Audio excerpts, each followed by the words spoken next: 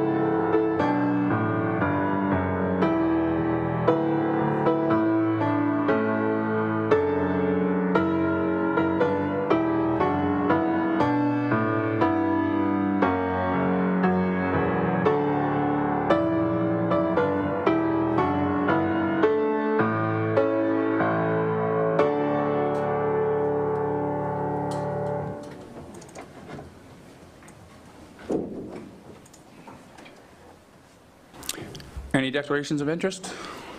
Hearing and seeing none. We'll move on to presentations, delegations, and announcements. C.1, public meeting. We will now declare the Committee of Adjustment public meeting portion of the agenda open. At this time, I will ask to read the reflective provided for the report on the matters being considered, and I now call this meeting open at 5:34 p.m. and I will turn it over to Director Withers. Yes, thank you, and through you, Mayor Sidney. Just a note for each application on the agenda tonight. There's just the one for the public meeting portion. The applicant or their authorized agent will be given an opportunity, if desired, to briefly explain to the committee the nature of their application and to answer any questions that may arise during the hearing. And I'll just note, just for council's benefit, that this is a municipally initiated amendment, notwithstanding that it's with respect to the related severance applications.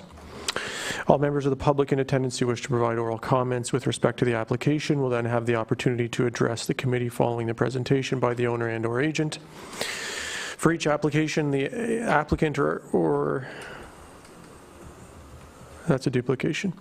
Any and all comments and information submitted, whether orally or in writing, including any identifying information, becomes part of the public record, could be made publicly available at any point, including on the town's website and other electronic forms of publication in accordance with the Planning Act requirements. Before speaking, anyone providing comments is asked to clearly state their name and address for the record. That's important, please.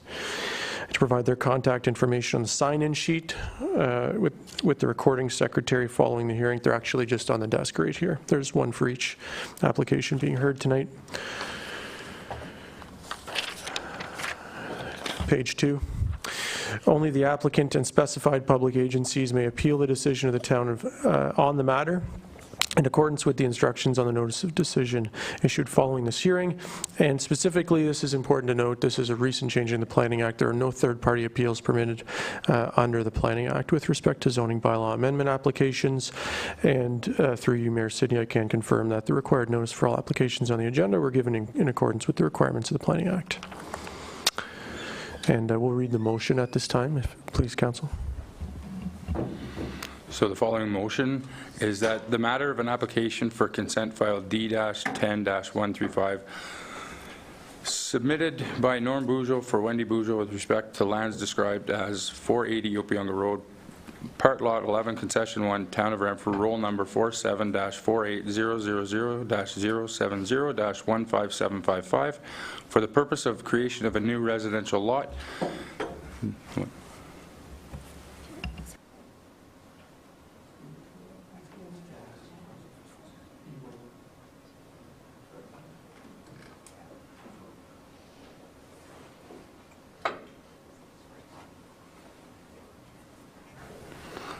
My apologies, I was reading the wrong one. That the Committee of the Whole,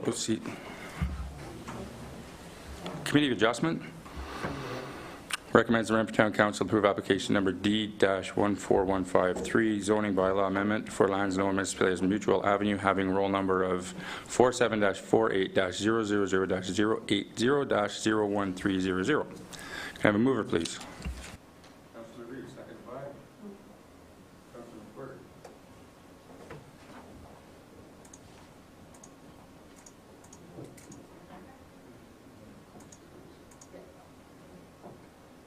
Through you, Mayor Cindy, and I do apologize because there is a little bit of a confusion going on. This file will officially be considered by council further on in the agenda under Committee of the Whole portion of it. Right now, the component is simply for the public meeting itself, so there is not a recommendation on the table at this time, simply that we're in a public meeting. If Director Withers would like to read out the file, he can, or he can invite any member of public or the applicant to come and speak. But again, going back and just to clarify any confusion, there is no recommendation on the table at this specific moment.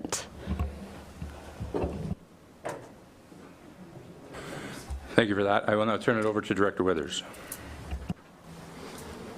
Thank you, and my apologies. We'll have to update the script.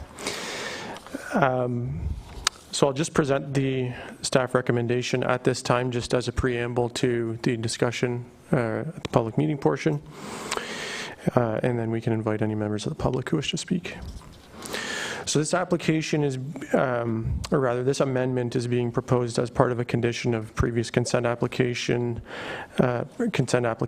related to severances on Mutual Avenue for the purposes of the severance of 2 new lots and a retained lot, so 3 lots total.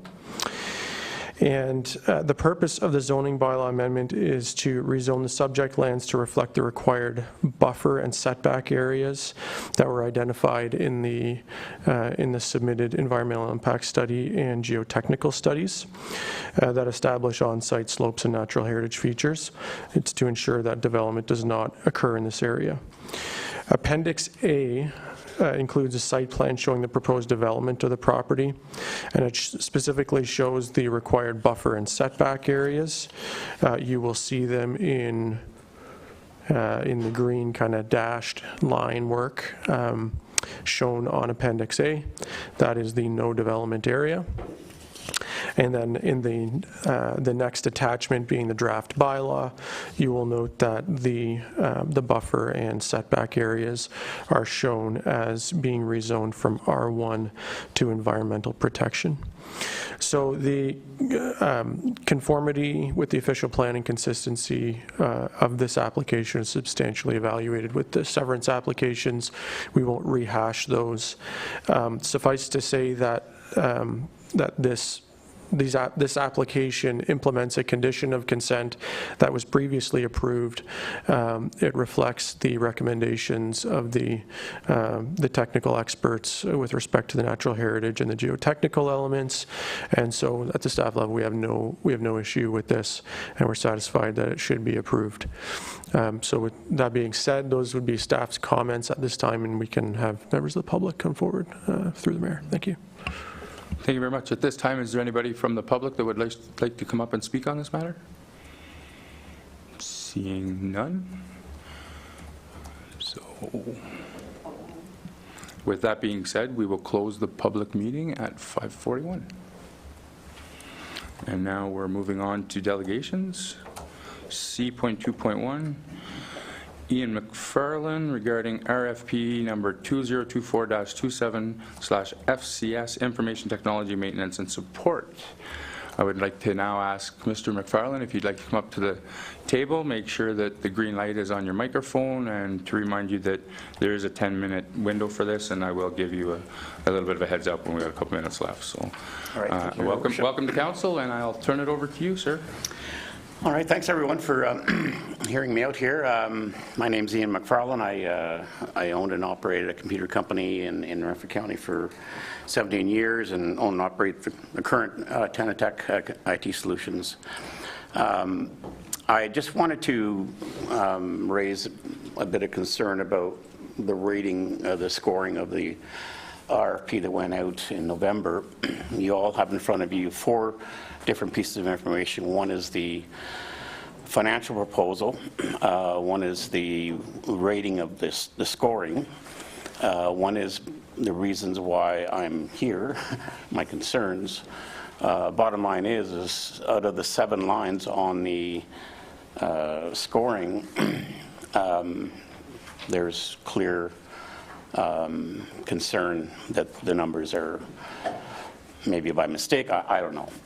So in a nutshell, you have 2 local IT companies, myself and Valley Bytes, who can provide the type of service that the town was asking for in the RFP.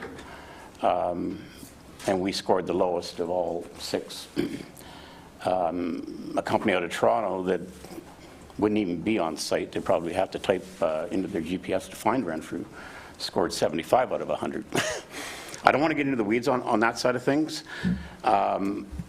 What bothers me the most is I supported this town for 14 years. They did all their IT work. I sat on the library board for 6 years with Bob Cross. I developed the entire plan to put in the automation at the library.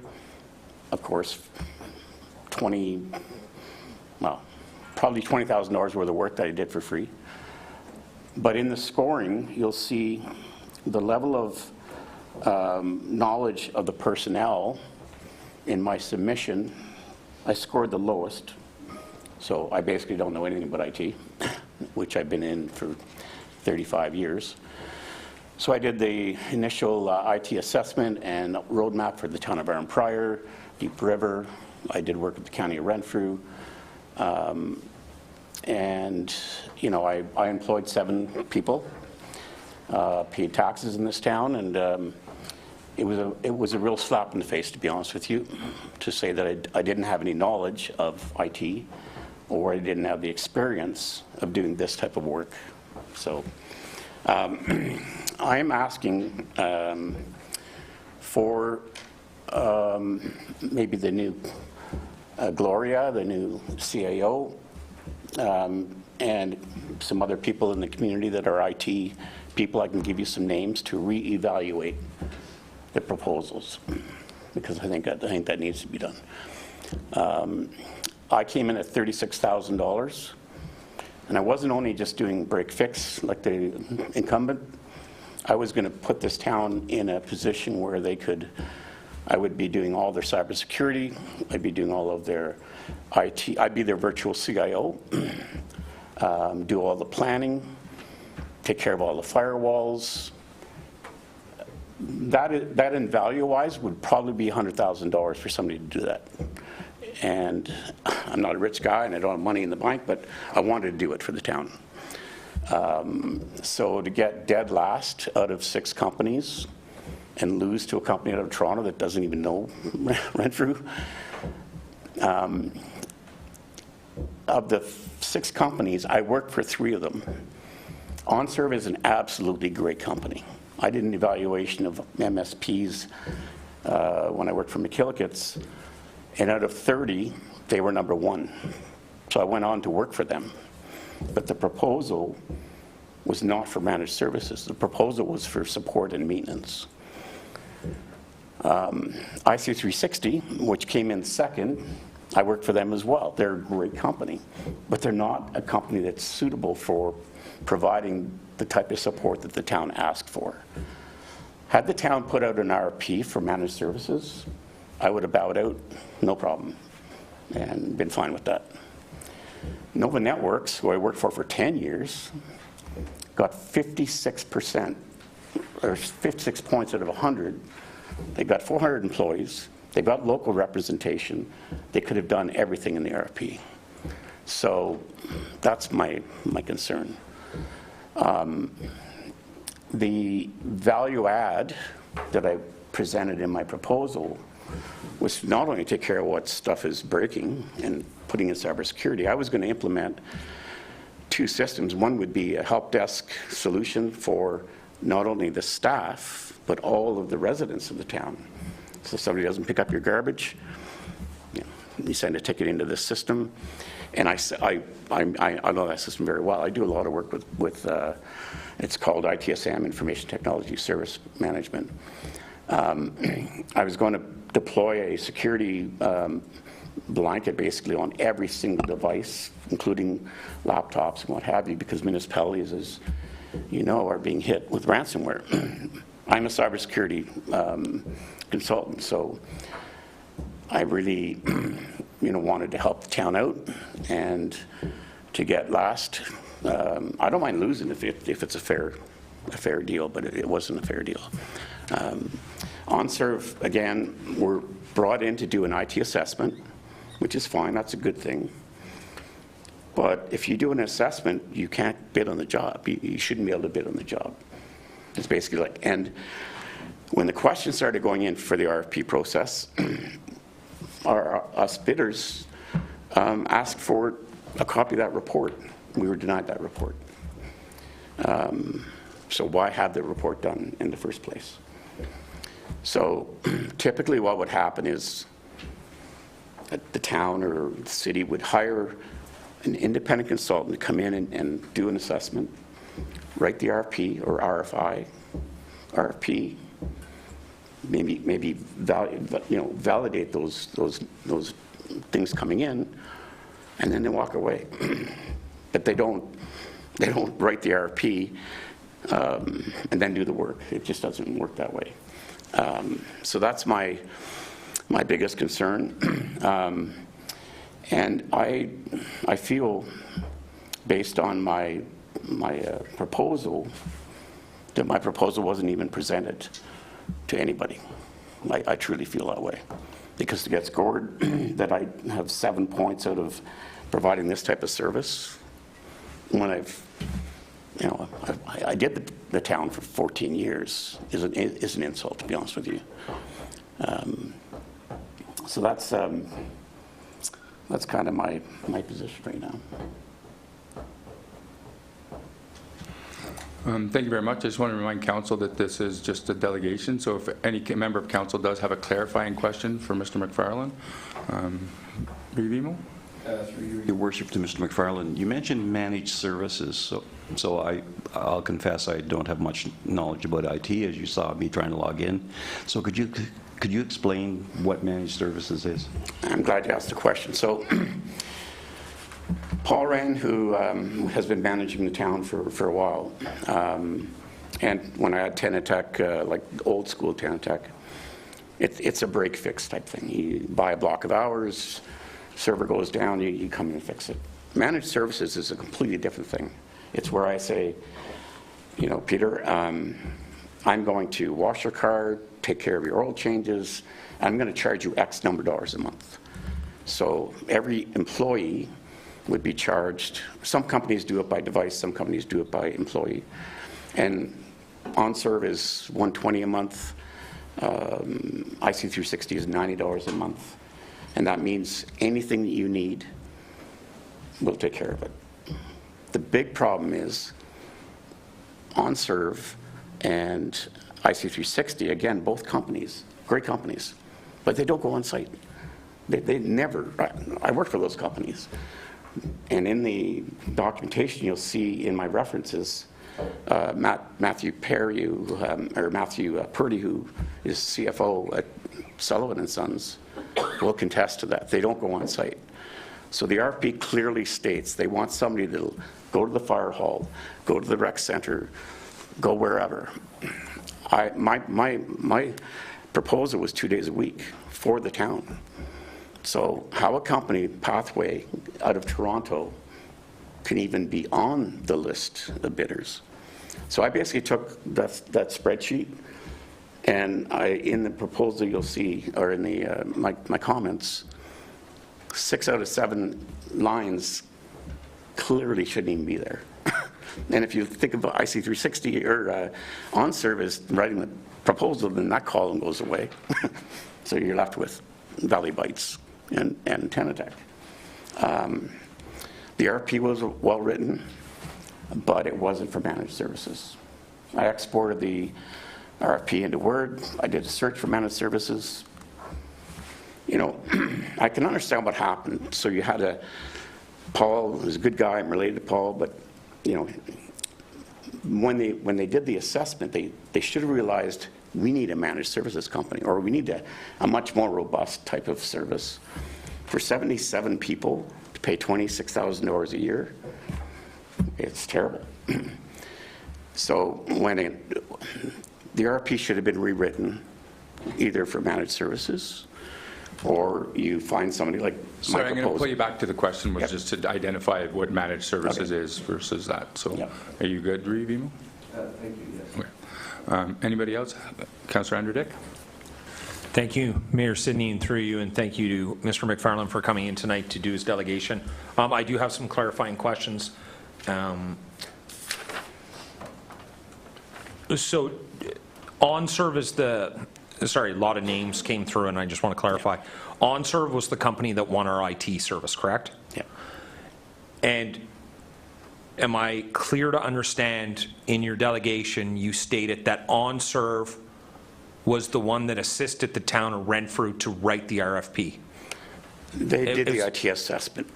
So the company that won the bid was the one that helped do it? Okay, thank you for that. The next question is can you explain the report you were denied?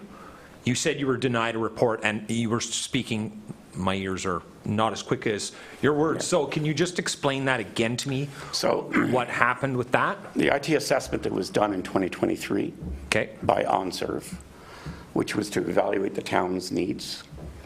So when you go to RFP, you get that document. So none of the people have bid on it. And it's in the notes when you look at the addendums.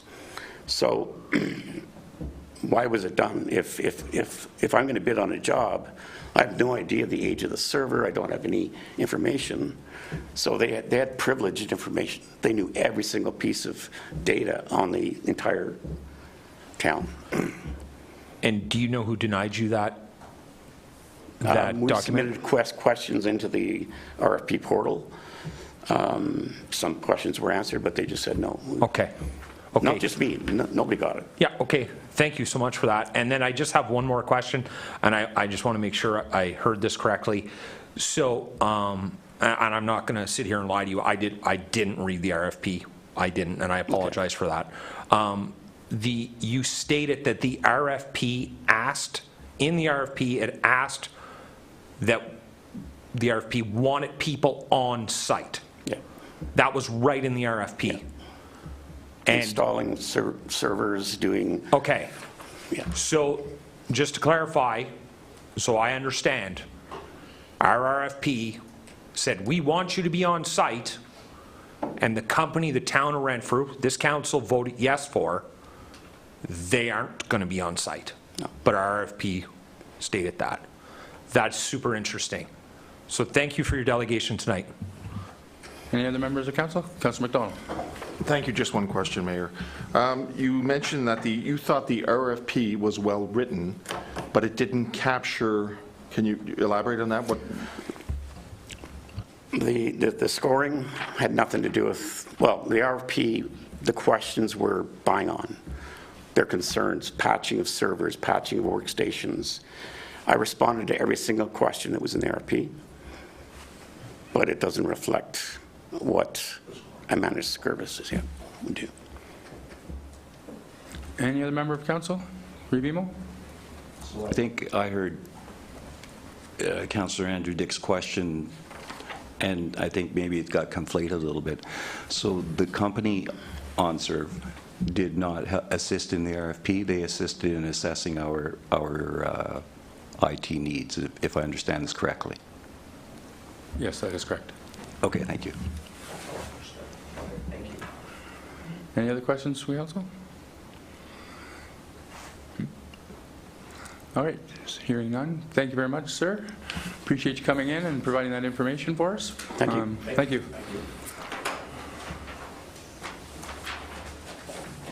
Moving on to presentations, we have none. Under announcements, I have one that I would like to share. Yesterday, Renfrew Victoria Hospital had a visit from our MPP, John Yakubuski, and announced a very large influx of money that our Renfrew Victoria Hospital is going to receive to update the second and third floor of that hospital, and I believe they haven't released the number, but I don't think it's a very small number. So I want to congratulate the Renfrew Victoria Hospital on receiving that, thanking the Government of Ontario for believing in our hospital, thanking MPP Yakubuski for his continued fight for us, even though we're not quite sure how much longer he's going to be our MPP, but we just wanted to, it's a great thing for the town and it's a great thing for the hospital, and it just shows that the province of Ontario really sees the great work that the hospital does, the great staff that's there, and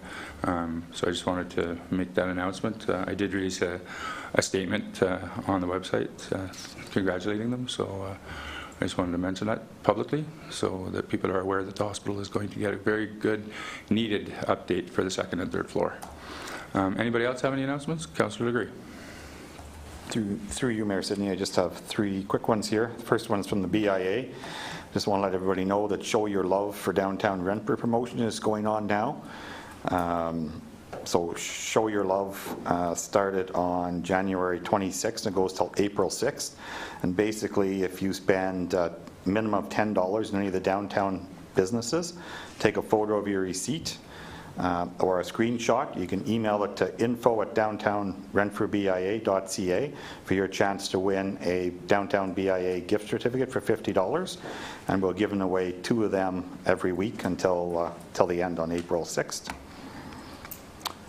The next one is Fruit Fest is just around the corner. So Fruit Fest will be happening Sunday, February 16th to Monday, February 17th. I would suggest you mark it on your calendars. Our community outreach and program supervisor, Janine Fraser, and team never disappoints when they put together a function. Each year I say they won't be able to do better, but they seem to show me up every year, so thank you to them. I want to thank Girlies Outdoors for being the title sponsor this year of Fruit Fest. And just a reminder that the town is still looking for other businesses wanting to help out. If you're interested, you can reach out to them at programs@renfrew.ca or call the town at 613-432-4848, extension 118.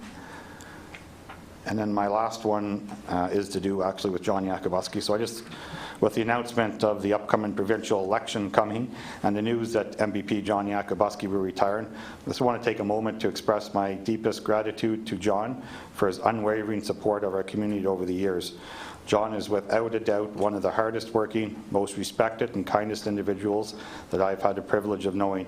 With more than 20 years as our MPP, he has made an incredible difference in our area, so much so that it would be impossible to list it all.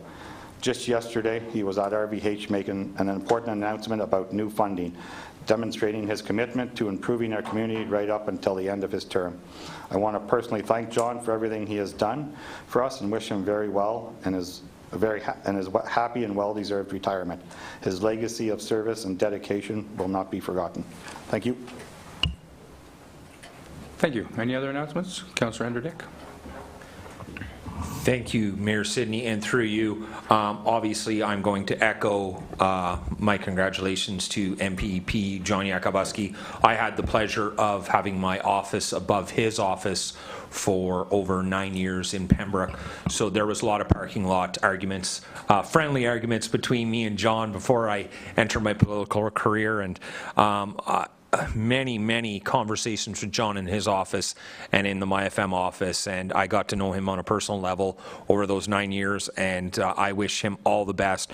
And I think every resident and every person in this room can see the exact same thing. Thank you to him for what he has done for this community, and I had such a great personal relationship with him. I'm going to miss him a lot. So thank you for the time, Mayor Sidney. Thank you. Review? Thank you. I was saving this for the end of the meeting, but I'd like to offer, my congratulations to John on a very successful career. I've known him since I think we were one of the very first delegations that he took to Queen's Park a long time ago, and I was always struck by his ability to, at that time he was in opposition, and I mentioned this earlier today, and I think probably in our prior yesterday as well, but I was always struck by John's ability to involve an hour and stretch it into an hour and a half, because we would go in and he'd be teasing whatever minister it was from the Liberal government. They'd be teasing him, they'd be lying about their hockey prowess if they were males. And then we would do the presentation, and then we'd spend another half hour at the door redoing the presentation. And so John was extremely effective in opposition, and there were many investments, and Renfrew Victoria Hospital benefited from it. Also, the town of Renfrew benefited from it over the years as we wound our way through the Connecting Links funding. He believed with us in the 15-year plan or 16-year plan, which it took to complete the Connecting Links projects. He was teasing me today, at least I think he was, when he said I was a pain in the ass because I was always calling him. But we certainly enjoyed a relationship where we could talk like that, and you could have a very frank conversation with John about what you expected to achieve from your delegation. He would help you correct it.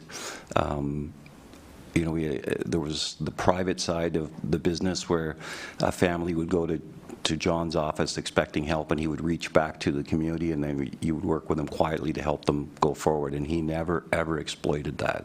He didn't send birthday cards based on people's birth dates, and that's been something that's occurred over the past. I was also privileged to a conversation with him and another MPP from an urban riding. So this urban riding is about 15 square feet, maybe 20 square feet in downtown Toronto, and they were talking about how, being able to take the weekend off. And so John and I were sort of looking at each other, and so this person said, oh yeah, I can, there's not much going on, I'm just going to, veg. And so they said, John, what are your plans? John goes, well, I've got, a 50th wedding anniversary luncheon, I've got a 90th birthday, I'm going to, a business opening, and there was a bunch of other things. And they said, well, don't you take time off? And John said, look, in our community, we take such a possession of our members, we take on them as they're almost like a part of our family in a lot of ways. And I really can't walk down the street without somebody stopping me and talking to me, or inviting me informally to something they never formally invited me to that's happening in 10 minutes from now. And so I think that certainly speaks to his personality, that he was able to achieve that status and to encourage it, and then also to be able to add it to our expectations of him. So we're certainly fortunate to have had him, and I wish him and Vicky the very best. They have grandchildren in the Northwest Territories and in Alberta, I believe, and some in other areas, and they'll have the opportunity to visit with them more. John's bragging that his golf game will improve. I'm not sure that's ever possible, but we'll wait and see. But best wishes to John on behalf of the County of Renfrew again, but also from my time in Greater Madawaska and then here at the town of Renfrew. Thank you. Anybody else? Yeah, I was going to save that to the end too. I just want to highlight a couple of things about John. I will be doing a radio thing after this meeting on behalf of council and town, thanking him. But I was fortunate enough to know John from a personal side, in the sense of his support to nonprofits. and his support to the community when I worked in the nonprofit sector. He would always attend anything that was important, any fundraiser, and he knew about what we did. He was interested in knowing the numbers. He advocated on behalf of us. So I know him from that perspective. And then being in the political world for the last 10 years and having to get to know him, and it shocked me the first time I got a phone call that said John Yakubuski's calling my phone, and I'm like, oh no. But every time he calls you, it's a positive thing, and he's excited for the town. And I don't know if I've ever met anybody that's more passionate for a riding. And to be honest, I don't know he knows everybody's name. I don't think there's anybody in his riding that he doesn't know. So we got to witness how involved and engaging he is, and I do agree he's not replaceable. But I wish him all the best, and I think well-deserved break he's going to get. So thank you, John, for that. Anything else from council? Hearing none. We will now move on to D. That Renfrew Town Council convene in Committee of Adjustment to consider a severance application. Mover, please. Councillor Degree, seconded by Councillor Sobalski. And I will turn it over to Director Withers. I'm going to read the motion first.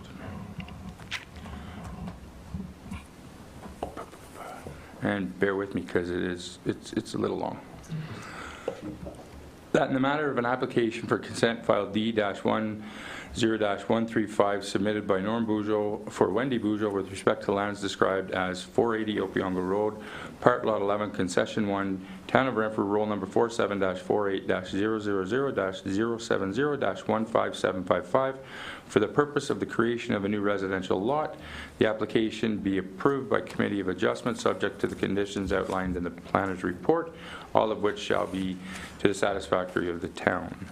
Number 1, that the owner shall provide to the Secretary Treasurer of the Committee of Adjustments a registered reference plan, 2 full-size hard copies and 1 soft copy, depicting the lands to be severed in conformity with the application sketch as attached to the original or amended application.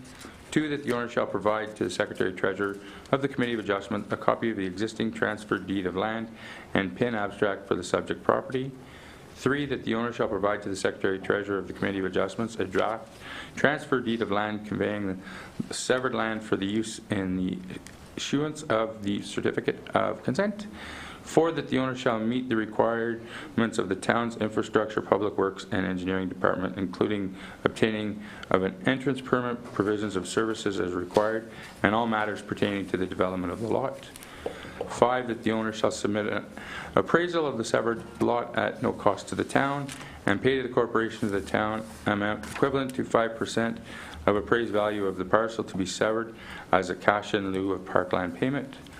6, that the lands are rezoned to account for the reduced lot frontage. 7, that the owner shall provide a lot grading and drainage plan to the satisfaction of the town. 8, that the owner shall provide a finalized environmental impact study, including the remaining butternut health assessment. 9, that the owner shall enter into a development agreement with the town of Renfrew for the purposes of implementing the recommendations of an environmental impact study. Mover, please. Councillor Degree, seconded by Councillor Sobalski, and I will now turn it over to Director Withers. Thank you, Mayor Sidney, and through you. So the purpose of the meeting, again, this is a public hearing in this case, same idea. The purpose of the hearing is to obtain public comments on the application and also to make a decision on the application this evening. In accordance with Planning Act requirements. Applications for consent, they're also just known as severances in most cases. They're considered strictly on the basis of the criteria under Section 5124 of the Planning Act, as well as on the basis of applicable policy, which staff evaluate in their report and recommendation on the matter. For each application on the agenda, again, this is the same verbiage here. The applicant or the authorized agent will be given the opportunity, if they would like, to explain to the committee the nature of their application and answer any questions. All members of the public will then be given an opportunity to provide oral comments with respect to the application. and address the committee.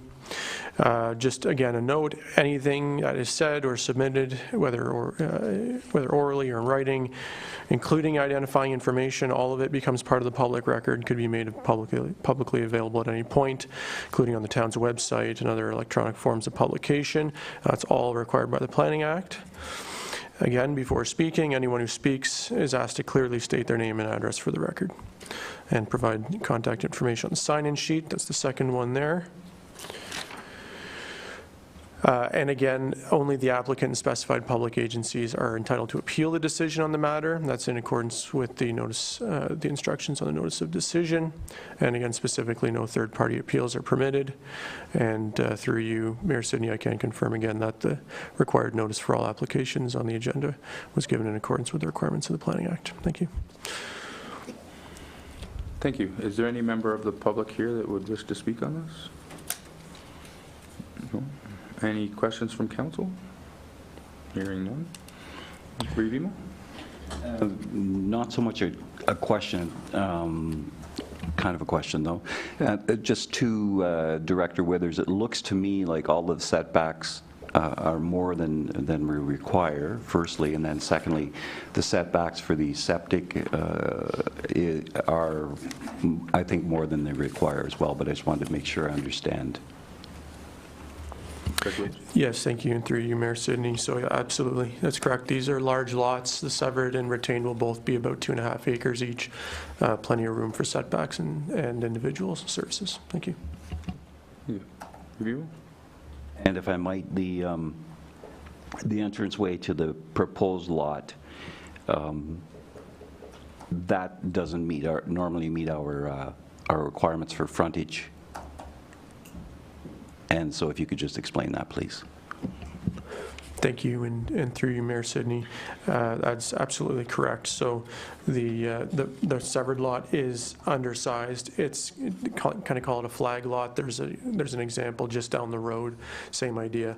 So as a condition of consent, a zoning bylaw amendment is required to recognize that frontage. Thank you. Thank you. I was a bit rusty in planning. Thank you. Any other questions? Hearing none. I'll ask for the vote. All in favor? That's carried. Thank you, council. And now we'll go to D.2. That the Committee of Adjustment be adjourned. Mover, please. Councilor McWhirter, second by Councilor Legree. Any further questions? Hearing none. All in favor? That's carried. We are now out of Committee of Adjustment at 6:13. Moving on to Committee of the Whole. That Renfrew Town Council convene in Committee of the Whole to consider reports for recommendations to Council. Mover, please. Councilor Legree, second by Councilor Andrew Dick. All in favor? We are now in Committee of the Whole at 6:13. Moving on to Development and Environment. E.1.1 Zoning Bylaw Amendment D-14-153 Mutual Avenue.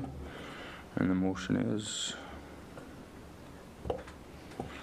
that the Committee of the Whole recommend that Renfrew Town Council approve application number D-14-153 zoning bylaw amendment for lands known municipally as Mutual Avenue, having roll number of 47-48-000-080-01300. Mover, please. Revimo, second by Councilor Andrew Dick. And I will turn it over to Director Withers. Yes, thank you, Mayor Sidney. I had previously reviewed this report just by virtue of the fact that it's the public meeting preceded this item on the agenda. If there are any questions, I'd certainly be happy to field them. Thank you. Any members from council on this? Revimo. Thank you. I think I misheard you, but I thought you'd mentioned something about timelines and previous applications. Did I get that correct? Thank you, and through you, Mayor Sidney. Yeah, so this is a condition of consent for previous severance applications, so similar to the last matter we just disposed of.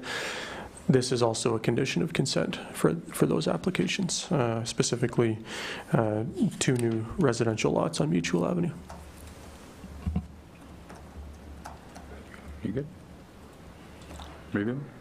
And then just a supplementary. So again, just a question about the two new lots and the retained lots. Do they meet the requirements of our zoning bylaw and the official plan in terms of their square, what I'll call square footage, for lack of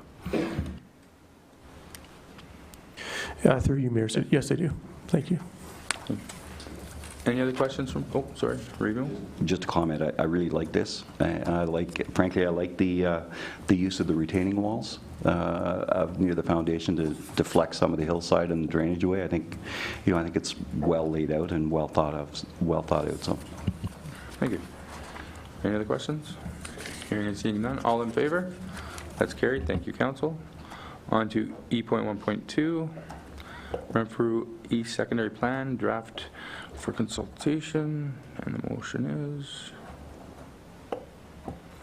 that the Committee of the Whole receive the draft Renfrew East Secondary Plan and related official plan amendment number 14 for review and comment, and further that staff be directed to proceed to issue public notice of the proposed official plan amendment number 14, Renfrew East Secondary Plan, and notice of public meeting for the purposes of consultation in accordance with the Planning Act requirements. Mover, please.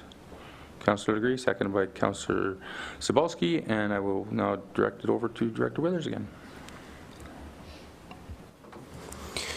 Thank you, and through you again, Mayor Sidney. So staff are pleased to submit this draft secondary plan to Council for its consideration to proceed to public consultation.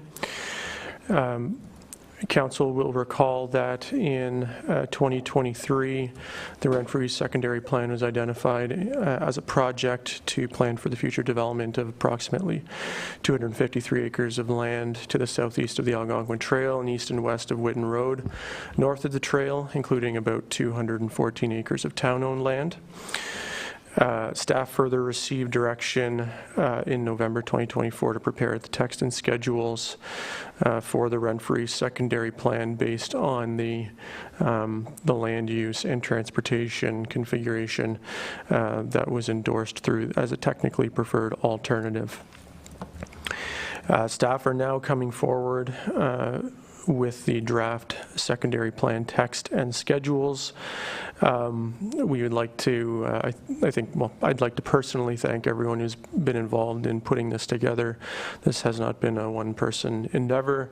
We've had a lot of help from folks in the engineering section, BT Engineering, JP2G, who are working on projects that dovetail with this one, as well as staff from Renfrew County, the GIS section, who were able to produce the quite attractive mapping that that accompanies the text. So with that, all that said, in terms of next steps, so right now what we're looking for from committee is direction to proceed to public consultation. If it would please the committee, we would issue notice of public meeting for February 25th. We would issue that notice tomorrow. The draft plan would be posted on Zen City Engage for public comment. We would request that public comments be submitted as soon as possible. We are going to identify a recommended submission timeline so that we can include those comments in a report to council on February 25th. That'll accompany the public meeting. Following the public meeting, we'll give it a bit of a breather. Not too long, we come back on the 11th. If there are any significant comments or changes that are required that necessitate a bit more time to make those revisions, we can push back the tabling of the final OPA 14 to a subsequent meeting. But just tentatively, we have it coming back on the 11th, followed by ratification on the 25th, which would be the adoption of the OPA 14 bylaw. So the secondary plan will function as an amendment to the official plan. So it forms part of the official plan. The reason that's important is because under the Planning Act, all decisions of council, all Planning Act applications have to conform with the official plan. So the secondary plan becoming a part of, even though it exists physically separately, but becoming a part of the official plan means that all future development will then have to conform to the secondary plan. But being an official plan amendment, the final decision rests with the approval authority being the county. So once the bylaw is adopted by council, staff will then prepare the submission package. There's a form we got to fill out. There's some declarations, some paperwork, and then we'll submit the package to the county for final approval. The county at that time has the ability to approve it as adopted or as modified. They can make changes as they see fit, sometimes in negotiation or together with staff if there's things that come up that, hey, we think maybe you should tweak this, and there's concurrence on it. They can make those changes at that time, and then they would, and then from there, the secondary plan would be in place. Again, official plan amendments, similar to the other matters we've had on the agenda, are not subject to appeal. So if there are any comments that members of the public have, it's really important that that feedback be considered at this time, as there is no opportunity for appeal once it has been adopted by council and approved by the county.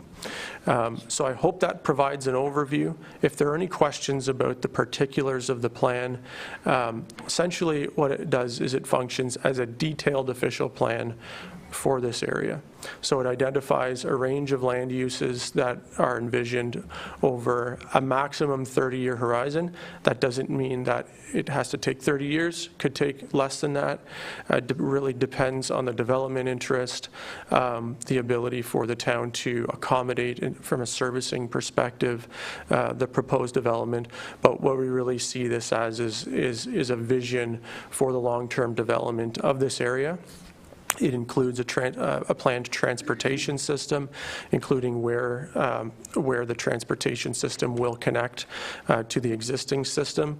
It includes a range and a mix of land uses, including low-rise, mid-rise, and high-rise residential, mixed-use residential and commercial, light, full range of industrial uses, as well as an industrial commercial designation closer to the highway that we really see as functioning as a gateway to the town, a public-facing section of the plan area, if you will, where you will have likely large format commercial uses, potentially some light industrial uses that really are oriented to the traveling public and intended to draw traffic in. In terms of natural heritage features, there is quite an attractive stand of hardwood trees kind of centrally located within the plan area that are proposed to be retained as part of this plan. The hope is that it is integrated with the future transportation and multi-use path system, as well as the Algonquin Trail. And we think that'll really provide a nice aesthetic, a nice bit of amenity for the future and existing residents of the town that make use of this area. Of course, we're going to have stormwater management facilities. We're going to have water and sewer and all the required infrastructure. The details and the location of where that will come into the plan area still have to be designed and are subject to further investigations, but we're confident that this plan will work over the long term. I'll also note that it's a phased plan in the sense that we anticipate that it will happen in an orderly fashion. So one of the schedules to the official plan shows, I believe, 5 phases. We have a phase 1A, phase 1B, which will come into the plan area kind of from the east and west of the existing built-up area, followed by phases 2 and 3, which are the remaining residential phases, and phase 4, I believe, which is the kind of the remaining mixed-use area and fills out the plan area along the southeast, in the kind of the southeast quadrant of the area. So we're anticipating it's going to be phased. Again, we're not putting any timelines specifically on this. I will note that we anticipate that development is going to proceed where the existing access and services are more readily available. So again, that's why we have phases 1A and phase 1B where they are shown in the plan. So I think I'll leave it at that. I think hopefully that's a good overview, a good summary. I didn't read if it means anything, I didn't read it for you. It's 35, 40 pages. I'll save you that. If there are any questions, be happy to field them. Thank you. Councillor LeGray. Through you, Mayor Sidney, just a comment and then a question for Director Withers. First, I want to say this is pretty exciting for the town of Renfrew to, develop roughly 214 acres of town-owned property is a great step into getting some new housing for the town. So I also want to say well done on the report. It was really good. I'm not sure if we always put the timelines in. I can't remember, but every step and the dates and that was very helpful. So my question would be, I guess, on March 25th, council could technically pass it. Then it goes to the county. Do we have a timeline? Like once the county gets all the information from the town, like how long does it usually take for them to approve it, or is it? Can you just kind of clarify that step of it? I'm just wondering if you know that or not. Thank you, and through you. So these plans are few and far between, and it's a larger one. It's not a standard OPA. I'm anticipating it's going to take some time. I don't have the service standard with me offhand. It's likely in the order of months. Thank you. No, that's perfect. Thank you. Thank you. Councillor Andrew Dick. Thank you, Mayor Sidney, and through you, and thank you to Director Withers for this. My first question, then I have a few other questions. Just my first question is this secondary plan one of those documents we have to do because the Ontario government says we have to do it, or was this an initiative by the town of Renfrew to do this plan? Thank you. This is a local initiative. Okay, thank you. So when we say plan, so you said a few words that scared me, and probably there was the odd public person listening was kind of scared too, because we say it's a plan, but then you say the public, after a certain time, the public can't appeal. So that concerns me because it seems like we're locking into something that we can't get out of. So when you say plan, and then you use the word vision, this is our vision over the next 30 years, but then you say the public can't appeal. So I'm just curious, if we vote in favor of this, are we locking into something that future generations or future councillors are going to be like, whoa, what did that council do?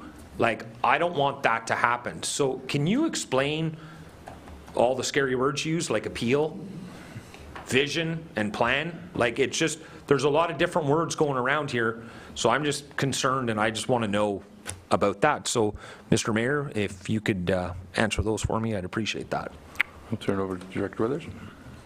Yes, and thank you, and through you, Mayor Sidney. So there's two elements, I think, to the question. The first of all is this kind of fixed? Is this a fixed plan? So all official plans are what we call living documents. Okay, they change over time. They reflect a particular council's vision of the community at a particular point in time. Because of that, they require regular review. Official plans have to be reviewed every 5 years. We would expect that this plan would also be reviewed along with that. So it is not a fixed, it's not set in stone. If there's anything that council wants to change in the future, it can be changed through an official plan amendment. That's not a problem.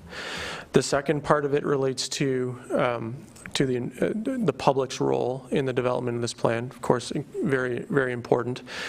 Consultation is a cornerstone of land use planning.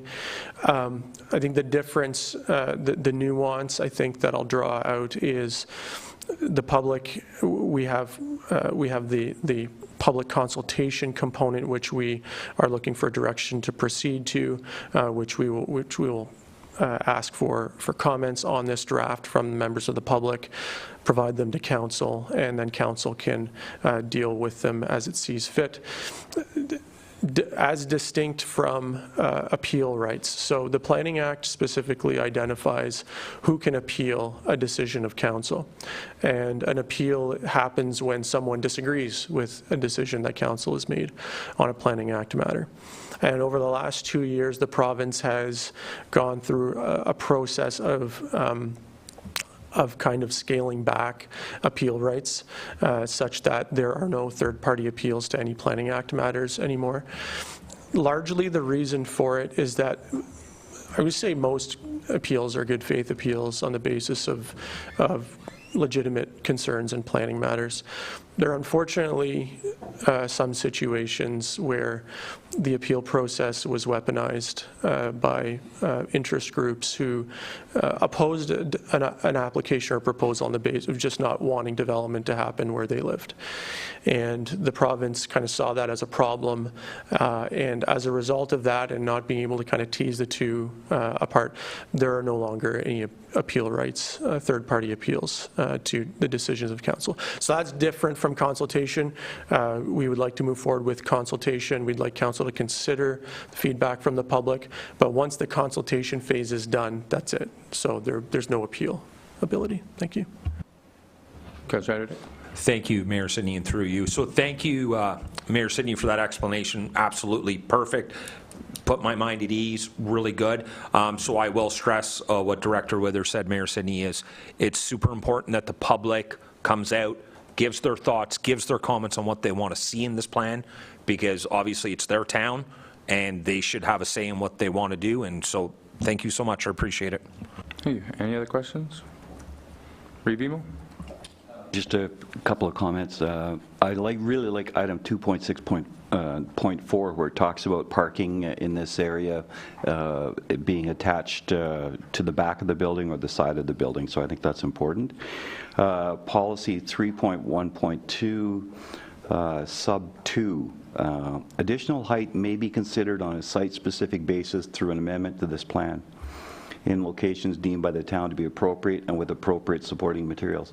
So prior to that, we talk about 1A, which is low-rise residential, 3 stories, mid-rise, which is 4 stories, and then high-rise, which is 6 stories. So I would like to understand a little better what number 2 means. Are we looking at going to 8 stories, and do we have the ability to service them with our emergency services?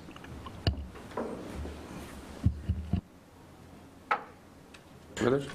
Yes, thank you, and through you, Mayor Sidney. So it would be evaluated at that time when a proposal came forward, whether or not we had the ability to not just fire suppression, but a range of items.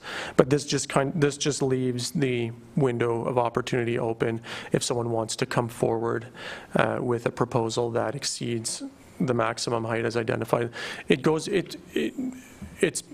People can make an application anyway. This policy just draws their attention to the fact that it's an option. Thank you. Just one final one, just one final one, Your Worship. It's 4.2 sub 2, which says the town will extend water and wastewater services to the plan area, along with major capital projects which are deemed appropriate. So is that a statement we're going to do that, or is that a suggestion that it be done? And I think my expectation would be it would be done in concert with the developer as opposed to us footing the bill. So is there a need to re-clarify that, or to be a little more precise with that statement? Director Withers? Thank you. Through you. Yeah, I can definitely see how that can be read as being a compulsory thing, so we can certainly reword that. Thank you. Your Worship. Thank you. Any other questions from council? All in favor? That's carried. Thank you, council. Thank you to Director Withers for those great explanations. Moving on to Finance and Corporate Services, E.2.1, 2024 Audit, Engagement, and Planning Direction. And the motion reads that the Committee of the Whole recommends that Renfrew Town Council authorize the Mayor and the Treasurer to sign the Audit Engagement Letter, and further that the Committee of the Whole recommends that Renfrew Town Council authorize all members of Council to sign the Audit Planning Letter for the fiscal year of 2024 upon answering the 2 questions asked on page 3. Mover, please. Councillor McWhorter, second by Councillor Legree. I will turn it over to our treasurer, please. Thank you, through you, Mayor. So just last year, we had the same report come towards council. So just a further reminder that an audit engagement letter is a written agreement between an auditor and the town that defines the scope, objectives, and responsibilities. It also outlines the responsibilities of management. It's a legal contract and a way to avoid any misunderstanding. It also specifies the projected audit length, the fee, and the form of the reports to be made. The audit planning letter is a written documentation that outlines the auditor's responsibility as well as the town council's responsibility, and to ensure two-way communication between the auditors and the town council.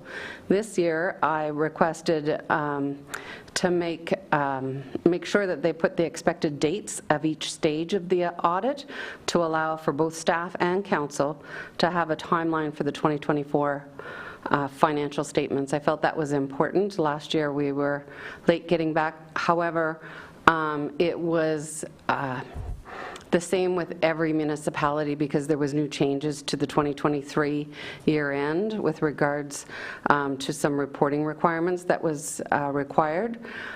So we weren't the only ones that were later than normal getting back, and most municipalities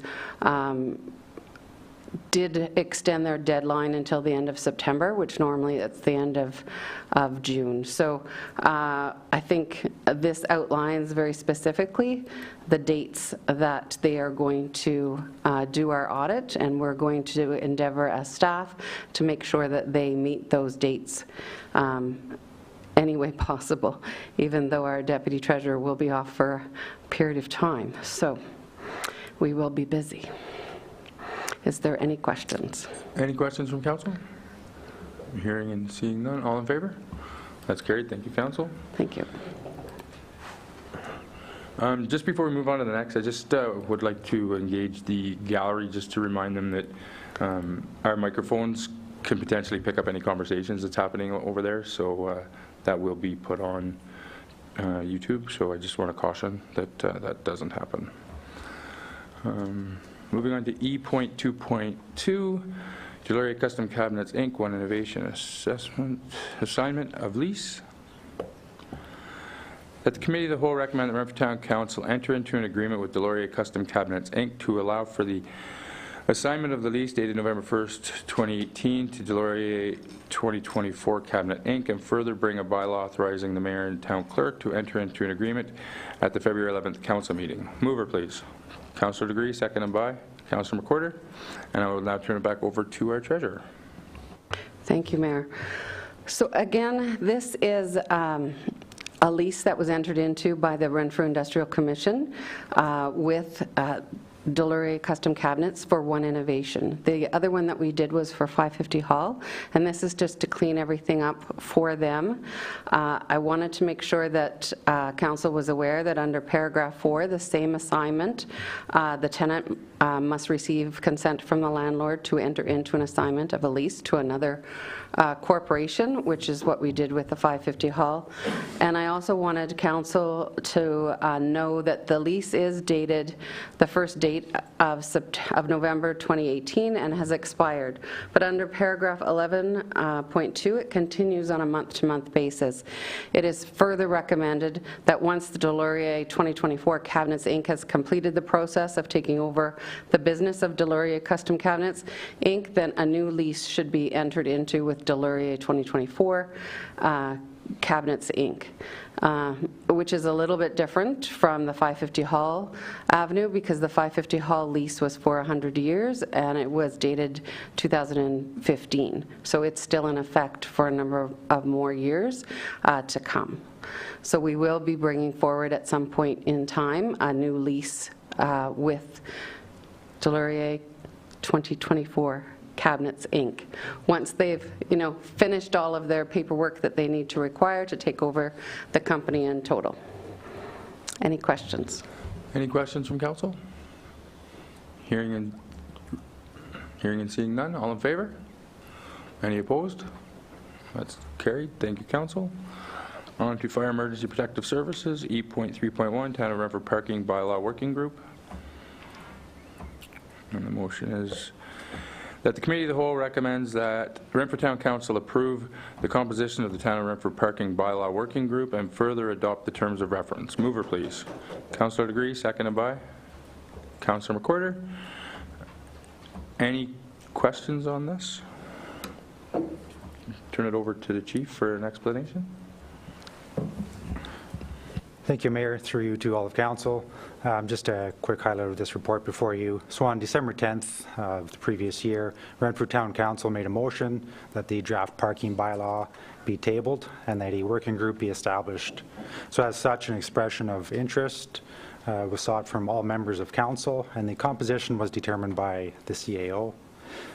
The terms of reference also included the Appendix A is attached for your review. So the terms of reference includes the purpose, scope of work, responsibilities of this group, as well as the composition. The Parking Bylaw Working Group will report back to Council with a draft bylaw, including any recommendations. Thank you. Thank you. Any questions from Council? Hearing and seeing none, all in favor? That's carried. Thank you, Council. Moving on to the Office of the CAO and Town Clerk, Customer Service Report.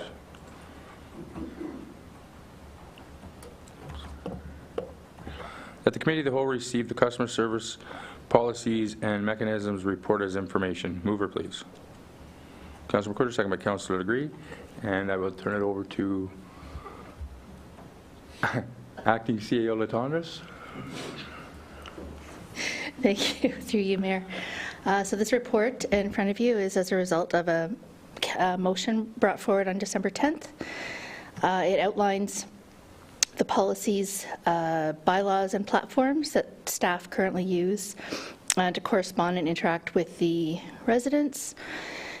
It has a synopsis of the accessible customer service policy, customer service complaint and compliment policy, unreasonable customer behavior policy, the procedural bylaw, and talks about the Access E11 platform that was put in place, I believe, last spring with the town, which is kind of the back way that we are able to file and collect questions, comments, and requests from the public. Thank you. Thank you. Any questions from Council? Councillor Andrew Dick. Thank you, Mayor Sidney. And just through you, I think it's important just to clarify to the public that we are only voting on this as information only. We're not passing any bylaws or anything. We're just receiving this information tonight. Thank you. Any other questions? Hearing and seeing none, all in favor? That's carried. Thank you, Council. Moving on to E.6.2, Roma Conference Summary. That the Committee of the Whole receive the Roma Conference Summary Report as presented for information. Mover, please. Councillor Degree, seconded by Councillor McWhorter. And I will now turn it over to our CAO for a report. Okay. Thank you, Mayor. So my report is in front of you. There were several of us from the town of Renfrew who had the opportunity to join a total of about 2,000 delegates across the province in Toronto for the Rural Ontario Conference, so Municipal Association, so Rural Ontario Municipal Association is ROMA. There were several sessions, ran over 2.5 days that we were able to attend, learn from other municipalities. There's several items that I know I personally took and will be bringing back and working with the staff to bring either some policy adjustments or procedural adjustments to help make it easier for the public, easier for the staff, and to improve communications with council as well. I'm sure the councillors who joined me also had several great information that they took back from many of the sessions as well. And that's all I have to say at this time. Thank you very much. Any questions to the CEO? Councillor Degree. I just want to, so the CEO did a great job explaining Roma, but since there is an expense to this conference, I want to just quickly highlight a few things that I personally did there. So I attended Roma conference that ran from January 19th to the 21st, along with fellow councillors McDonald, Dick, Sabalski, and Reeve Emo, who was representing the county, and our CEO. I sat in on a presentation with IESO, the Independent Electricity System Operator. This presentation was spearheaded by Leslie Gallagher, the CEO and President of IESO. The Independent Electrical System Operator is the Crown Corporation responsible for operating the electricity market and directing the operation of the bulk electrical systems in the province of Ontario. This meeting was important to me since we are currently trying to extend the Renfrew Power Generation Small Hydro Program contract out, so a lot of the discussion was planning and securing the energy futures. The second thing was a lunch and learn that was also sponsored by IESO, which covered shaping the future of our electrical system. I also attended Keeping Ontario Safe, Emergency Services Update. This was spearheaded by Lisa Darling, the Executive Director of Ontario Association of Police Service Boards, along with Greg Sage, President of Ontario Association of Paramedic Chiefs, and Rob Grinwood, the Deputy Fire Chief of Mississauga Fire Service. This session brought together discussions on challenges and opportunities as municipalities struggle with the rising costs of keeping our communities safe. Next was a Board Zone 6 update. Boulder Valley Mayor Jen Murphy gave us an update on what the board was working on in the last year and look ahead at 2025 with priorities of the board. This session was an open forum where we could ask questions and give concerns and issues that we might have. I also attended a pre-meeting with Councillor Angela Field of Admaston Brumley and Councillor Scott Broom from McNabb Braeside to prep for a delegation with the ministry with Honourable Kesner, who is the Solicitor General. Our delegation with the Solicitor General was with regards to the recently formed South Ottawa Valley OPP Detachment Board, which was formerly the Renfrew Police Services Board. This delegation was an ask for just under $25,000 to help with the cost of developing bylaws, governing documents, and policy guidelines. Currently, all the Police Services Board in Ontario are struggling with recent changes announced by the province, and this would allow our board to engage 2 policy writers for 8 weeks to draft and revise related documents. Basically would establish a toolkit that we could hand out to all the boards across Ontario, so we're not all duplicating this work. The Solicitor General is in full support of this. And then the last thing I'll mention is that I attended a meeting along with Councillor Dick, Mayor Jen Murphy, and our MPP John Yakubuski, where we got an update on the small hydro program contract that Renfrew Power Generation, Mississippi Mills, and Boulder Valley Township is fighting for an extension on. Paul Norris, the President of Ontario Power Association, was on hand to give us an update. Thank you. Any others? Councillor Andrew Dick. Thank you, Mayor Sidney. Just real quick, because Councillor Green makes a great point, like, we're spending taxpayers' money when we go to these events, so I'm not going to go into great detail, but it was a great weekend to be away down there, and I can tell you, this is my second time going to Roma in the 3 years. The most stuff I learned when I'm there is sitting around the lobby after dinner, and you're talking with the other CEOs and the other councillors and the other treasurers from municipalities around us. And the stuff I learned there was absolutely amazing. And that's where the ideas really come, and just the stuff you share, and you're like, oh, you do that? That's a great idea. I'm going to bring that back to my CAO. And just, there's so much more learning that goes on by having a Pepsi, and they might be having a beer, and we're down there and we're laughing and we're learning, and I can assure the taxpayers it is not a waste of their money that we go to these things. And if you ever want to talk about it, just send me an email and I'll tell you all about it. So I just wanted to add that. Thank you. Anything else? Hearing, seeing none, all in favor? It's carried. Thank you, Council. E.6.3, concerns identified among town-owned facilities.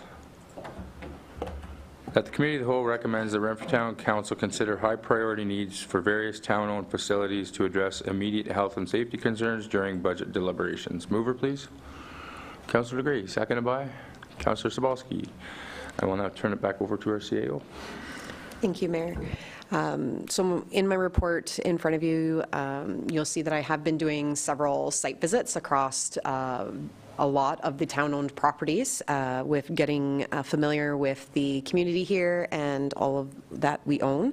In some of the first few that I've gone through, there's been some identified health and safety concerns and structural concerns on some of these structures that we do have that really need to be considered very closely for during our budget deliberations. Some of them have potential mold concerns, where right now I've got staff working with gloves and masks just until we are certain as to what is in there.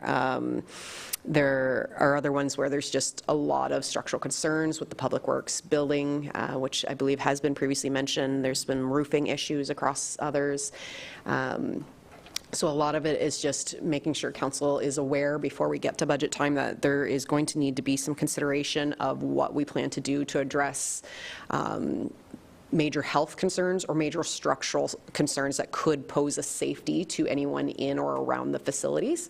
I know it's not going to be a great budget year, but we do also need to consider the health and safety of everyone who would be in those regions.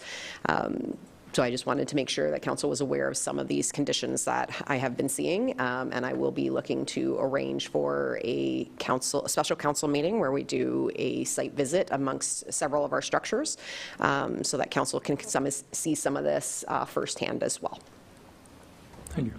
Any questions? Councilor McWhorter. Through you, Chair, for the CEO.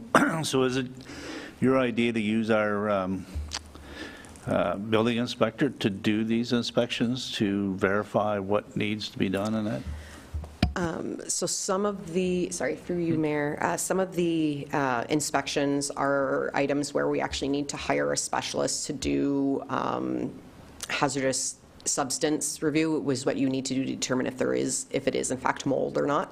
That's not something I believe we have anyone on staff actually licensed to do, or the equipment to actually test the exact amounts if there is mold. So some of it will be maybe, yes, we just need to do a test. Others, it might just be cheaper in the end to just remove some of the infected areas, to remove it right out of the structure and apply some coating that can neutralize any potential mold growth and replenish insulation and vapor barrier items like that. Might be cheaper in the end than getting a consultant and confirming what is or isn't there and then doing the work. As there is a pretty strong belief that there probably is mold in some of these facilities. Many of them have had roofing issues with leaks, which is therefore, it's not unusual to expect a long period of time moisture is going to eventually lead to other issues. Councilor Cebulski. Thank you to you, Mayor. I'm happy to see this report because it's giving us a little bit of direction to go and understand what's good and bad, but I'm also very disappointed in this report for the fact that we weren't already doing this. Since my time sitting here, I've had very extensive documents put in front of me on the condition of the fire hall, also of our public works facility, and to know the poor condition that they're in, but yet do we not have anything that we're working on with priority? Are we not working towards helping these buildings out already, or is this step one in that process and we've just kind of filed these documents into a folder waiting to be found again? So through you, Mayor, from my understanding, there has been some estimates obtained for and some consultants' approach to determine what can be done in some of these situations, whether it's flashing, resealing, whether it's new brickwork or just refinishing around brickwork, whether it's a full new roof or a full new structure. However, at this point, I don't know if anything has actually been included in the budgets for actual implementation of the information that has been obtained, but this is just what I have seen in my initial inspections, not really inspections, but site visits to just see what we have. Some of them it does look like we might have gone a while with without actually maybe responding to maybe some of the concerns, not necessarily on the staff that are sitting here. Most of the staff here have been here a limited period of time compared to some of the issues that have been existing, and most of these issues were brought to me before I went out to these facilities. They warned me that you're going to see this, or I'll show you this when I take you out there. We got these issues that we need to, that we're getting pricing on or quotes on, that we're going to be including in the budget. So the directors in front of you are looking and are concerned and are working on trying to pull together the necessary information. This was more to summarize it in one format for council to be aware when it comes in at budget, the potential degree of severity of some of these requests, that these are not just wish or desires, that we're at a point with a lot of these facilities where we don't really have a lot of play, and the longer we wait, the more expensive it will be. I do know staff are working on something that they will probably bring to council in the future, but that's still in the works. Councillor Legree? Through you, Mayor Sidney. Yeah, this kind of makes my stomach not feel well. I've been in these buildings, I've toured them. They're in bad shape, a lot of them. Some, like Public Works garage, you know, it's sad to see what they have to go to work in. Unacceptable that they got to this condition with no money put into them. Poor condition. This needs to be council's and the CEO's top priorities to get these back up to standards, and I apologize to the staff that has to go there every day. So that's all I want to say right now. Sorry, Councillor Spolsky, did you have a follow-up to that? My apologies. No, I thank you, through you, Mayor. We have plywood on windows on town-owned buildings. To Councillor Legree's point, and I'm sure maybe even Councillor Dick's point, this is a big priority. We cannot have that. So I'm anticipating this to be a very repetitious thing that's on our desk, so that we can continue to understand what's coming, what's going forward, especially coming into budget. Thank you. Councillor Andrew Dick? Thank you, through you, Mayor Sidney. How do I talk without getting in trouble? So let me just take a minute here. Mayor Sidney, this is super frustrating. Like, we have been in council for over 2 years now, and there's been times where we've been told things are good, things are okay. And we have a new CEO that comes into play and has a site visit, and it's not okay. So I'll take some blame on this one, because I've been in council for over 2 years, and maybe I should have been better at my job in questioning and going on these site visits. It's frustrating that all of a sudden it is a high priority after us being here for 2.5 years. These did not just come up. These have been around for a while. And considering that there was a lot of failures that went down to get to this point. However, we've been driving the helm for over 2 years now, so I guess it's on us that we're just getting to it now. I am okay with the fact that we do need to fix it, because the health and safety of our staff is very important. However, I'm not okay with the fact that we need to tell the taxpayers of Renfrew, who've been crying for roads and sidewalks for the last 20 years, that, hey, we're not going to be able to pave that road this year because we got to fix this. That I'm not okay with. However, we are moving in the right direction, I feel, with our new CAO. The changes that's happened with staff, I feel we have the right staff in play now. And I feel this council, we're going to unite sooner than later, and I think we're in the right direction. So thank you very much for the report. Obviously not great news, but I'm sure we can figure it out come budget time. Thank you. Anybody else? Hearing and seeing none, all in favor? That's carried. Thank you, council. Next motion. The Renfrew Town Council rise from the committee of the whole. Mover, please. Councillor McWhorter, seconded by Councillor Legree. Any questions before we do this? All in favor? That's carried. Thank you, council. We are out of 6:59. Moving on to F, external boards and county reports. F.1.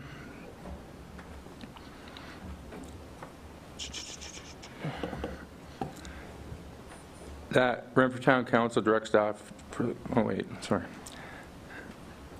I'm going to turn it over to Councillor Sobolski. Yes? Yeah, for a brief overview. Thank you, and through you, Mayor Sidney, are we good? Yeah. The meeting minutes dated December 10th were a little bit behind for some of the good announcements that came out of it, but long and short, our meetings are always getting more involved. We have the County of Renfrew getting more involved with us, and obviously the BIA. And the Chamber of Comments updates are always great.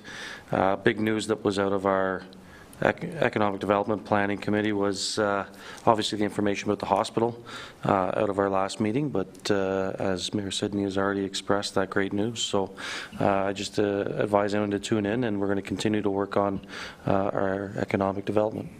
Thank you. Thank you. Councillor Anderdeck? Thank you, Mayor Sidney, and through you, I'm just curious, I've never been to one of these meetings, I have watched them on YouTube. Mayor Sidney, if I was to attend this meeting, would I just be a spectator in the audience? Like I would sit back here and have no say, no nothing, I just sit and watch?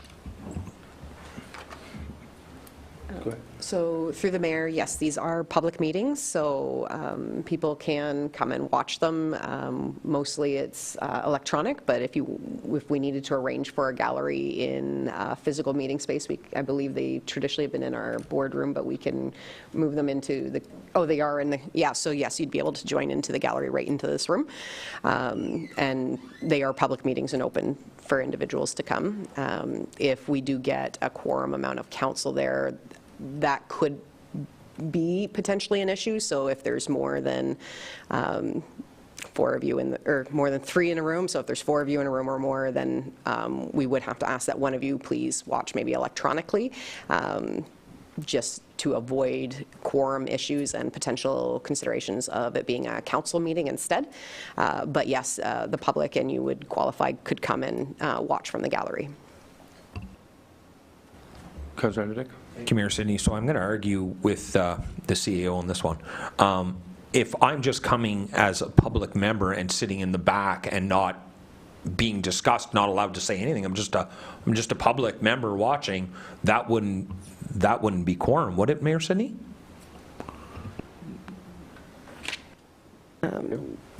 So through the mayor, it comes down to, as long as I guess there's no comments and you're quiet and not on camera, then you'd probably be okay. But if somebody wanted to submit a potential investigation for a potential legal council meeting, if there was, say, 5 council members here for that meeting,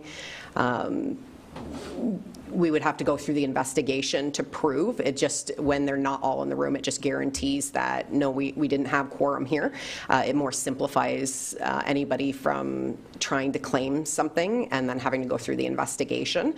If you're just sitting in the back and not communicating or speaking, then theoretically, yes, that is not quorum because you're not actually part of the meeting, you're just observing, but it just comes down to the look of it, is what it comes down to.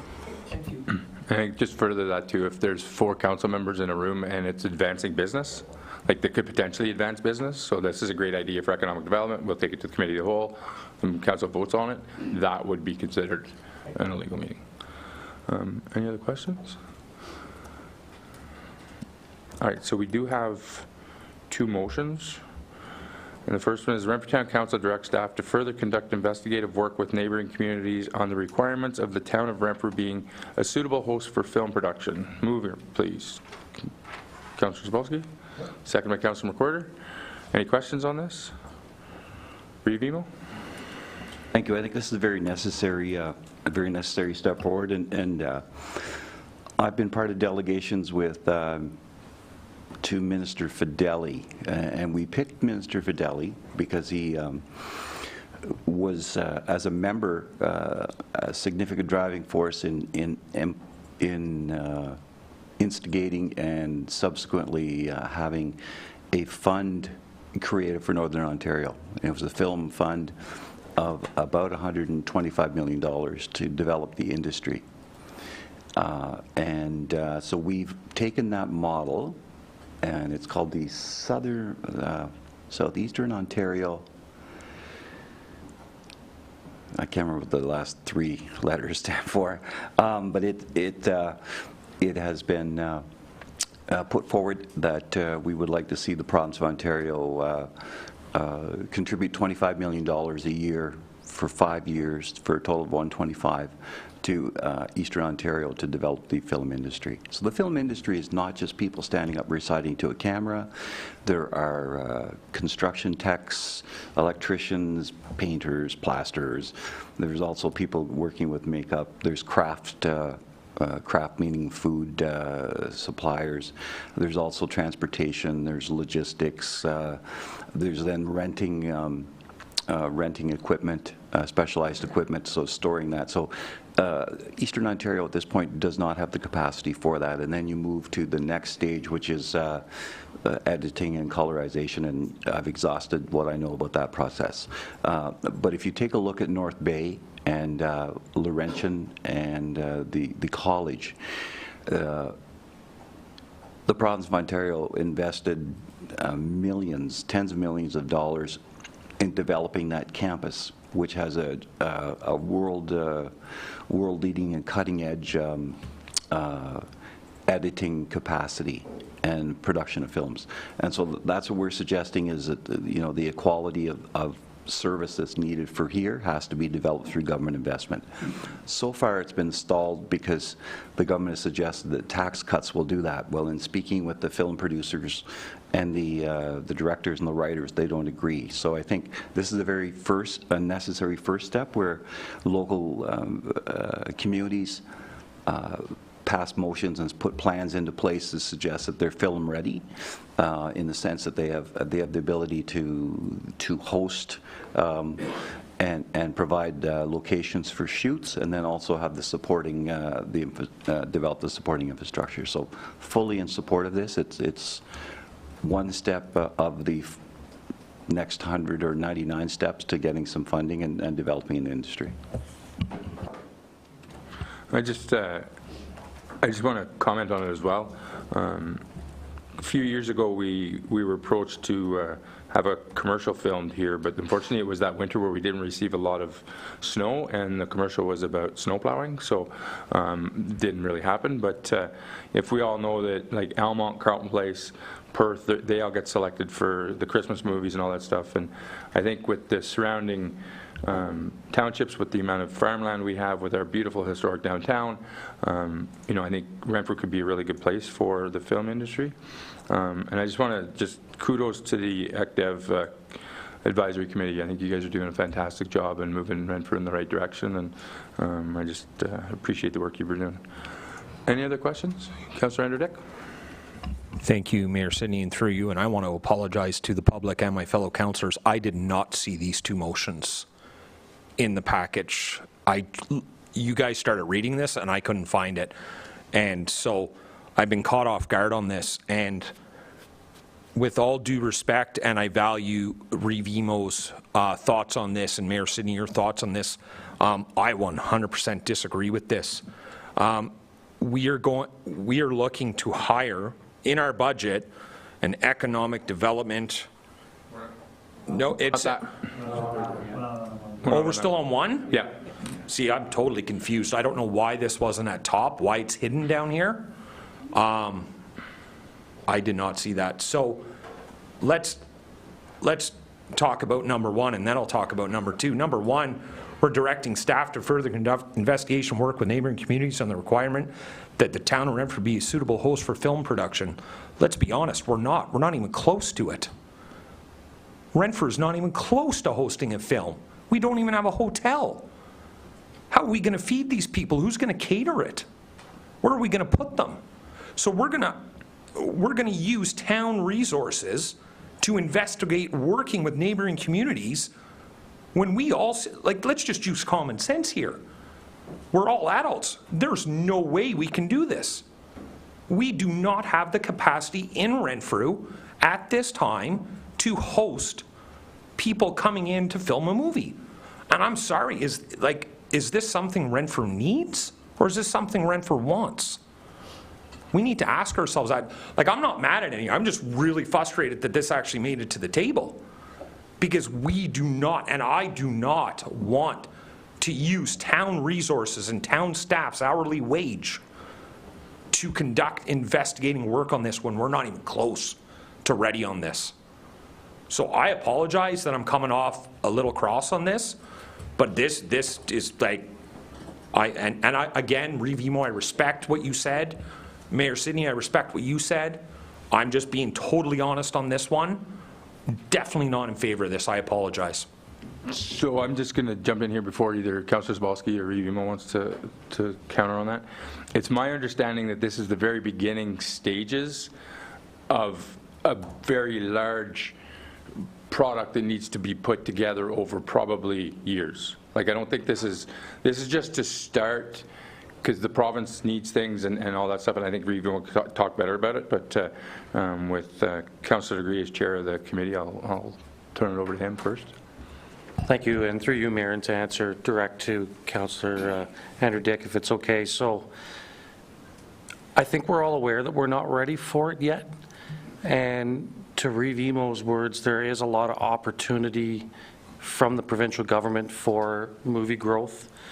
And we want to make sure that if we do go apply to the government for grants to house these type of films, that we do have the capacity. So our intention is to ask the questions, what are you seeing the town resource requirements are, to make sure that we know if we're there yet or if we're not there yet, and what we need to work on so that we can put a grant in and be successful. Because the last thing we want to do is put a grant in, be successful in the grant, but not actually be able to offer anything to anyone. So I do believe that this is the first step in understanding, without just thinking that yes or no, but we will get some definite feedback from other communities on what the resources requirements are. Anyways, thank you. Councillor McDonald. Thank you, Mayor. And I guess my comment with regard to that, perhaps we have a limited scope of work with regard to it, because it's an initial look into it. That's how I see it, working with the neighboring communities. This isn't Renfrew alone, but is there options here for us? That's how I see it. But perhaps to address some of the concerns, if we, and I don't know how you couch the wording, but if we have a limited scope of work with regard to that, like we're talking an initial look into things, I'll throw that out. Review? Respectfully, if I might add, I think what we're looking at is an exercise in mapping. So you're mapping out what are the next steps. And when you speak to people in Arnprior, their ECDEV officer, or in Almont or even Pembroke for that matter, they had to go out, and one of the first things they had to do was line up various locales. And then when somebody did come in to scout out, they could take them around and show them areas. And so what may be happening in some of our smaller towns right now is that they've exhausted the number of places they can take people to shoot. You know, Arnprior's downtown's been shot a number of times. I think last August I was there, and they're putting snow on the street for one shot for a Harlequin Christmas movie. And the same with Pembroke at the Gray Manor on I think McKay Street. So that, you know, there is the opportunity for us in conversation, and you know, I would think in conversation with Whitewater, for instance, Calabogie Peaks, the County of Renfrew for some of the trails. So there are some opportunities, but we don't know exactly what people are looking for. And is there a conference that we can send staff to where they start building a Rolodex, or they start knowing what to look for? So, you know, I think we have some very preliminary steps, so it's not we're going to be out advertising next week and film weekly to say, come to Renfrew. I think, first of all, we have to understand what we have, and we have to understand what the demand is. And I agree, if it's a, you know, if Tom Cruise comes to do Mission Impossible 10, whatever the number is at this point, Yeah, we're not able to bring in, something that's $100 million or $200 million.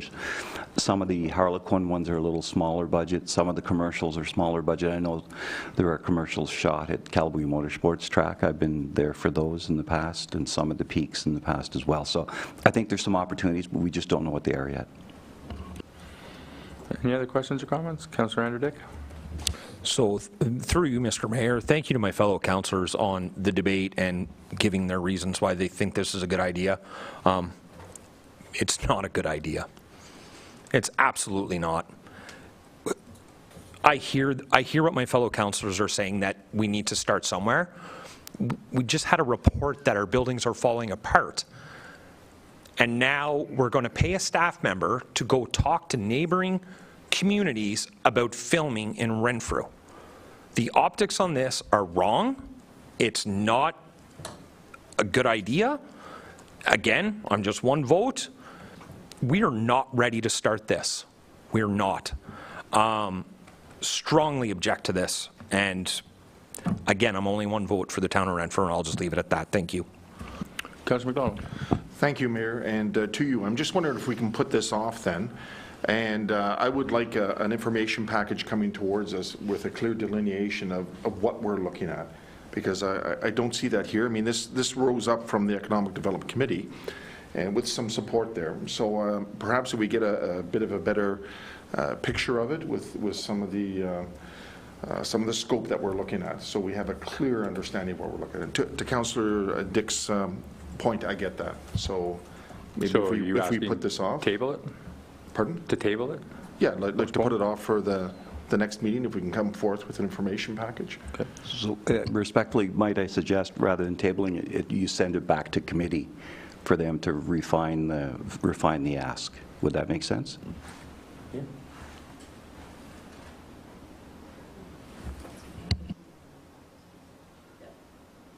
So would you like to amend the motion then to send it back to the advisory committee? I'm comfortable with that. Councillor Zabolski? Oh, Councillor Gree, yeah.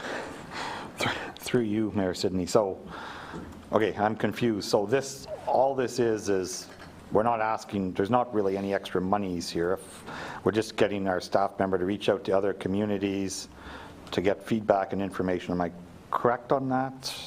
That's it. That's all this is. That is my understanding, yes. Yeah. Okay. I'm ready to vote on it now, so thanks.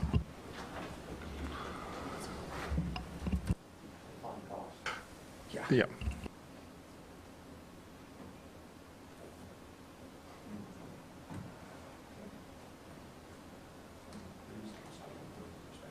All right, so before we go into more debate, sorry, we have the motion on the floor.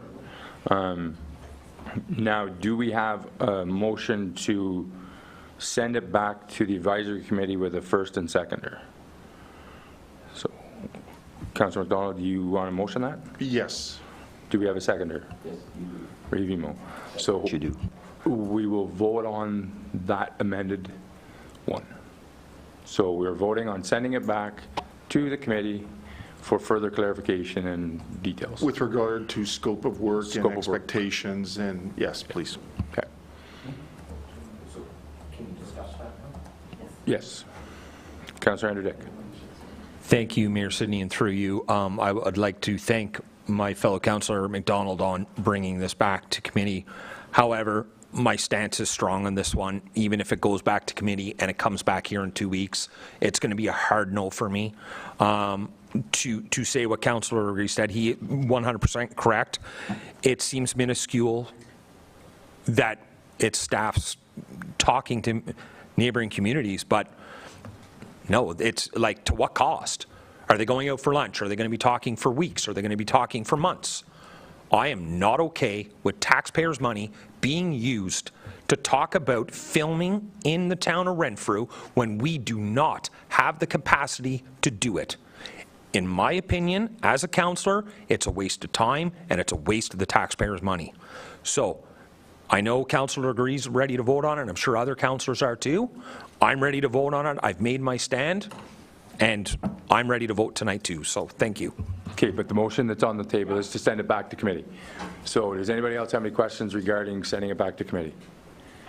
So I will call the vote to send it back to the committee. All in favor of sending it back to the committee? Opposed?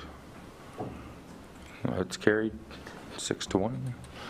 Now moving on to F.2. Oh no, we got another one, sorry.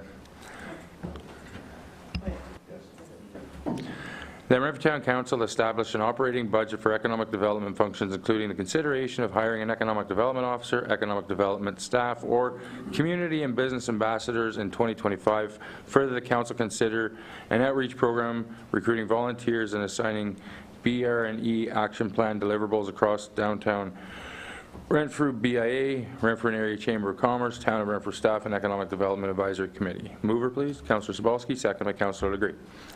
Councillor Sobalski. Thank you, through you, Mayor. And I'd like to jump in on this one first, just because of the conversation that was had at the Economic Development meeting. It was, in my opinion, our best debate discussion that we've had in the meeting to date. And I will go on to say that the Economic Development Officer and this whole discussion was had prior to the appointment of our new Economic Development Officer at the Town of Renfrew. So we had that debate on Tuesday morning. Town of Renfrew presented us a new Economic Development Officer Tuesday evening, which got awarded his position. So I do believe there is some really good information in here, and there are some really good suggestions, i.e. they didn't necessarily want a full-time economic development officer. They were open to the idea of a volunteer, someone with a ton of experience that lives in the town of Renfrew that wanted to volunteer, put time in. There was really good discussion on how we could have went ahead with this, and like I said, that night it kind of got all trumped with a decision made to bring an employee and transfer it over to this position. So I would like to change this and have a motion moved to also return this to the Economic Development Committee for us to rediscuss and understand what the change in the economic officer is and how we would like to reword this to come back to council. Okay. So the new motion is to send this back to committee as well. So any further debate or questions? Councillor McWhorter? I would just like to reiterate what Councillor Sobalski said. I also sit on that committee, so I've been sitting here listening to some great banter going back and forth. And I asked him if he wanted me to back him up on what he was saying, and he didn't need me, so I'm fine with that. This was, again, this decision was made before the changes were made already. There was no intention for us to actually go out and hire a full-time focused guy. We knew this was going to go on, so I'm comfortable sending it back to for further clarification. Councillor McDonald. Thank you, Mayor, to you. And I just want clarification, it might be through the CAO. We do have an economic development officer now. Is it a full-time capacity or is it a part-time? Is it a split with something else? If we're going to take it back to have discussion, I'd just like to have clarity on that, please. CAO? So through the mayor, so it is a split position with our facilities management. So it is a busy position, but so it's not full-time, but it will provide more services than what you've been receiving from staff at the moment. But yes, it is a split position. Councillor Andrew Dick. Thank you, Mayor Sidney. And you can call point of order if these questions are out of line for this particular thing. Am I allowed to get a job description of our economic officer right now? Do we have that in place? I don't think we have one here. I can obtain one and get it shared around with council. There is one. Thank you. I think that's important that council gets to see that job description. And the next thing is, so Jacob Collins is our, just to confirm, his title is Economic Development Officer. Could we get his job title? Thank you, Mr. Mayor. Okay, just one second.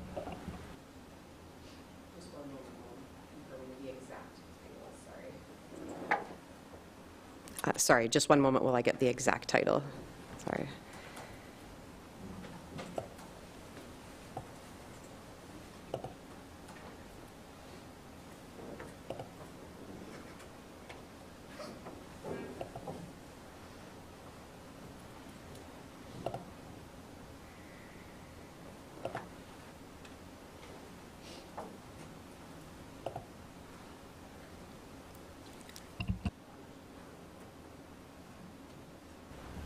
Sorry, through you, Mayor. It is Municipal Property and Economic Development Coordinator. Thank you, everybody, for that. It's just important for me, and I don't know about the other councillors, just to know when this comes back to council, the job title, the job description, and I think that's important information. It's important to me to have when I'm making a decision moving forward. Thank you, Mr. Mayor. No problem. Any other questions or comment? Review? I don't sit on the committee, but I think I provided one of the documents that may have guided this conversation, so I apologize for that. No, I will keep providing documents. Thank you. Any other questions regarding the revised amended motion to send it back to committee?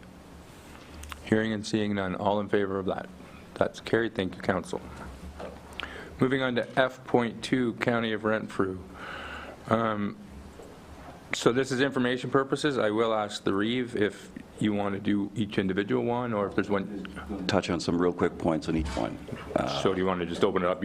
I'll just roll right through them. Okay. Yeah, perfect. And thank you, Your Worship. So we had 11 delegations, and then I had 2 more with the Warden's Caucus, and I'll provide you with that next month. So very quickly, the one for Family and Children's Services, what concerned us was they'd made a presentation, and they were talking about the funding formula not working for them and rural children's aid societies, and they're going to have to cut some positions. So the middle paragraph that says they've experienced a funding cut of $1.5 million over the past 10 years, and there's going to be another $953,000 over the next 2 years. And so that was of concern. So you can see what our ask was and the background information. So the Minister Parza was sympathetic, but most importantly what we got was a staff person, an ADM, and I believe an associate deputy minister was assigned to speak with the local agencies. So we'll keep an eye on that, and we have a good relationship with them. So the next one was with regards to the future of paramedicine. So as you know, paramedics, and I can get you some more numbers on that. I don't have the exact numbers in terms of the visitations, but it's a fairly significant service for our rural community, and it reduces visits to the emergency departments across the county. So we see it as protecting the province's assets. The struggle for us is there's a number of different budget lines from different ministries, and we're going year to year on it. So we're asking them for permanent funding. We're also wanting them to standardize paramedic education. We think that it needs to have a college, and it needs to be a four-year program, and with the expectations, we want to keep extracting the most value out of the paramedic service that we can get. And we're also suggesting that there needs to be expanded enrollment as the demand for community paramedicine increases. It's putting more and more strain on our system. And we want to also have the same program as they had in northwestern Ontario, which was the Learn and Stay grants, meaning that their education would be prioritized under this program, and they would be assigned to rural Ontario. Next, intergenerational care, and essentially what we're saying is we are ready and willing to build a series of homes on our long-term care. You've heard me speak of this before, but we've refined it. So we're looking at putting between 25 and 30 housing stock on Boneshire Manor campus, and we need some monies for that. So we've given them a figure of $6 million to start on this project, and you've seen attached site plan proposal to that. And again, like to thank Mr. Withers and his department. There's been extensive consultation. If you happen to go by Bonshire Manor's site, you'll see survey stakes in the ground indicating some of the things that have been going on. There's also a similar plan being put forward for Miramichi. It just makes sense to do that. And then you look at the next is the community paramedics and the long-term care. So we are putting a lot of community paramedics into our plan where we're going out to visit people. We're also moving them into the long-term care facilities for additional medical support as well.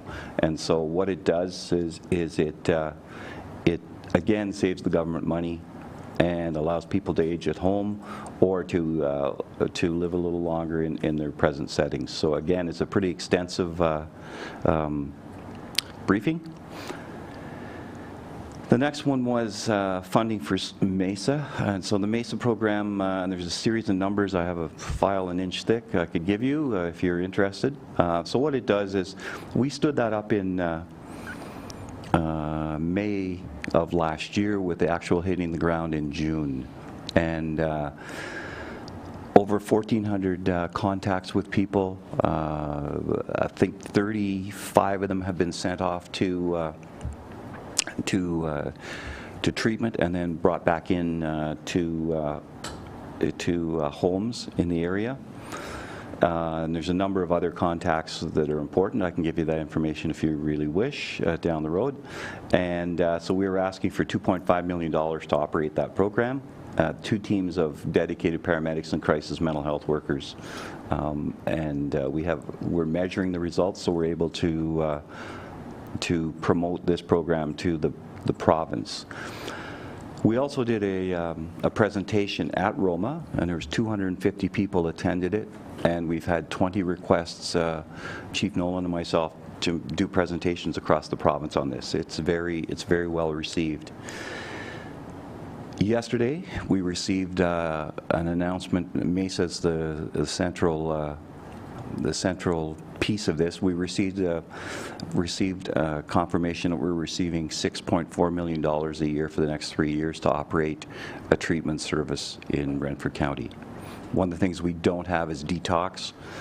We don't have a concentrated treatment program. So in concert with McKay Manor, Pembroke Regional Hospital, and a number of others, we're looking at building or opening a facility which will have approximately 35 transition beds. Some of the beds are for 30 days, some are for 60 days, and some are for up to 24 months.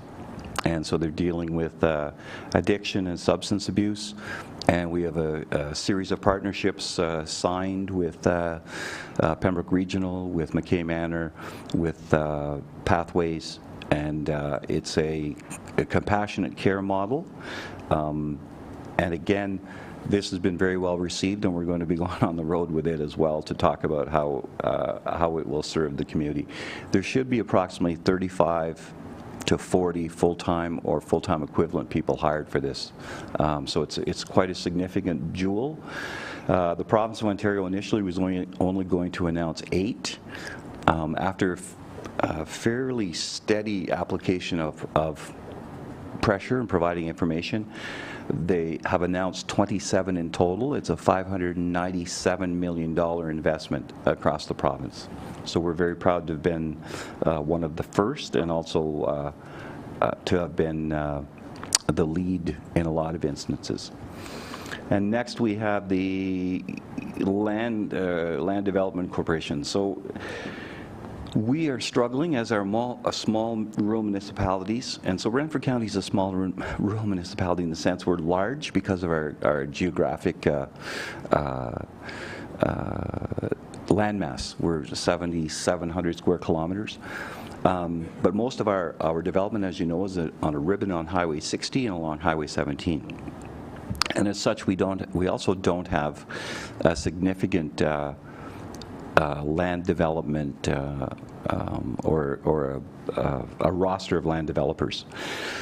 Also, our developments, for the most part, are fairly small, so we're unable to really attract a developer or not-for-profits who are going to come in and build 54 units, and 20% of those are going to be affordable housing. So what we're looking at now is, we've said to the ministry, we would like to establish a municipal service corporation, which would take on the building of units, various sized developments, and we would then lease them back to the county of Renfrew. So this is a formula we followed with our paramedic bases. We build the bases, and then they're leased back to the province, and so we're going to pursue this a little further. So there's more to come on that, and again, it's also based on our model with the operations division. So we have what we call as a day crew. We hire them in May. There's about 12 people, and we do the little jobs like the culvert replacements. Sometimes we do skimming off the pavement and reapplying a tar and chip. So it's a means of doing the smaller jobs that don't tie up the contractors. And so we're looking at using this model. So we've said to them, success would be 200 affordable units by year 5. And so we also have 1,022 units that are in need of replacement. One of our models, you're going to see it this spring, is where we're taking down one of our longer 1955 homes. We're taking it down. It's a single-family home, and we're putting up 3 units. So we're talking about a 3-to-1 return for the government. So we're pursuing funding for that as well. So we're trying to do everything we can to bring in housing based on the fact we're small. Next is Minister of Infrastructure, and this is a really boring thing, and I'm sure it'll Eric and Director Bishop will just love this one. So we're changing our pavement condition index. We're dropping it from 70 to 60, and that doesn't really mean much. I made the presentation, and so I only had to speak for 15 minutes on it. And so the County of Renfrew, we've 1,600 lane kilometers of roadways, 252 large culverts and bridges, and so we've changed our PCI, and there's a new formula for that. The idea is it'll stretch out our asset management plan a little bit, so we're not going to be hit by having so many roads. We can stretch them out as the pavement, as the PCI evaluation goes down. That still allows us to not have a roadway that's beyond repair. It's still repairable. It's just stretched out a little longer. And next was MTO and Highway 17. So a really good, session. We went in there, so we've been saying for years, they're talking about letting one contract for the whole program from Shield Drive to west of Bruce Street. And we've said, look, that's ridiculous. You're not going to be able to do that. Sorry, ridiculous is not, it's too strong a word. We're suggesting that it was not doable. And that we as a community were starting to get frustrated because there's been not much progress, and we didn't think we were getting service equity. So, we've questioned, why are they working on 413? Why are they adding lanes to the 401 down near Kingston and Belleville and down towards Windsor and some of the other projects in the Bradford bypass, and all viable projects. So we went in with a package, and we said, look, we'd like you to consider working on the Shield Drive to just past Miller, which is just past the Calabogie roadway, because we think that's a doable project. There's not likely to be any environmental issues there. It's pretty straight going, and you'll show us that you're intending to do this. And then you break the rest of the project down. So they've agreed that this project is fully funded. So I'm going to be making that announcement tomorrow at County Council. So it's fully funded. The parliamentary assistant said that, and the deputy minister sitting beside him agreed. So that was news, reassuring news. The other thing is they're going to break the highway down into specific projects. We're not sure what the first phase is, whether it's going to be Miller or beyond that. I suspect it's going to be beyond that, so we can't say we told you so. So we're waiting to see what that is, and we'll be pursuing that again. As soon as there's a new minister sworn in, we'll chase that. What we also said to them was the rest of the highway from Renfrew through the Deep River, you need to take a look at roundabouts instead of traffic lights. You need to take a look at 2+1 lanes where there's lane changes, which is the Swedish model. And so they've agreed they're going to do that. They have a pilot project up on Highway 11. We know that because we helped Highway 11, the people up there, with that project a few years ago. So they're waiting for that to come in, and we would likely be in line for a 2+1 at some point. So two very reassuring conversations. And so they've said that they're still chasing some property owners, and they have some environmental stuff to do, but they think by breaking it down. I think the property owner they're having the most problem with is the County of Renfrew, because we have the Algonquin Trail. And because the Algonquin Trail is owned by 3 different municipalities, Lanark County, Renfrew County, and Papineau Cameron, I think that's causing them the problem. So we're saying to them, just expropriate. We want to oppose it. In fact, we'll speed it up as fast as we can. So that may be the solution through there. So we're waiting to see that. And next we move to, what's the next one? Oh, Seawelk. I'm sorry. Probably the most important one next to Family and Children's Services, and I know people hate to hear that when we talk about pavement condition index and Highway 17, but what happened was the County of Renfrew was allocated 427 Seawelk, which is the $10 a day daycare under the 5-year plan. And what happened was we filled ours out, and we at this point we need about 270 more, and we haven't been able to get them. And so what we've asked is, part of ours are tied to potential long-term builds of schools. You know, when a school gets refreshed and a daycare gets placed in there. So some of our numbers are tied to that. So we're asking if we can take those numbers and apply them to the 250. Plus we're asking, can we get any overages around the province? If some district's not using theirs, if there's 27, can we get those? So we're in the process of trying to informally identify them so we can actually target them in our next presentation. So the minister agreed, or sorry, the parliamentary assistant agreed that we had a good case and they're going to take a look at it. So again, we have a staff person attached to us that we can approach. So respectfully, that very quickly covered off it, but there's a lot of detail. If there's any questions, I'd be more than happy to answer them at another time. So thank you for your patience. It's just important work to add to the quality of life. Thank you very much. Those are great, some great news stories in there as well. So thank you for that. Councillor Legree? Through you, Mayor Sidney. Yes, thanks, Reeve, for all that. I just want to have a question actually for the mayor with F2.8 with regards to the highway expansion. So as we know, it's part of the town's future growth. There's a safety aspect to it, and the county's I've been watching county council and following it, and I know that under Warden Emo that they've been pushing. I'm just wondering from our side, the town, what have we did to get, like, the more, it sounds like we got great news coming from what the Reeve said today, but what are we doing from the town side? I'm just wondering if we should be doing more, or if I can get involved somehow, or I think the more pushing it to get this done is, because it's, it's the biggest thing that Renfrew is going to probably see. So, just wanted. No, I think it's something that we'll have to start looking at, because I think everybody's kind of waiting on, is it funded? Is it going to be funded? When and everything like that. So now that the news is that it is going to be funded, I think now it's the time that we start to look at what is the impact to us and how do we prepare for it. And I think, I believe, Director Withers has already spoke to the MTO numerous times to figure out, the off-ramps and stuff like that. So that part has already been done, but I think from a larger perspective, we need to start looking at what is that impact going to be. And I think, I'm not speaking for the directors or anything, but I think that's always in the back of their mind when we're looking at, redevelopments and all that stuff. I think that they're taking that into consideration, but it might be time that we start as a council looking at it more in depth. Review?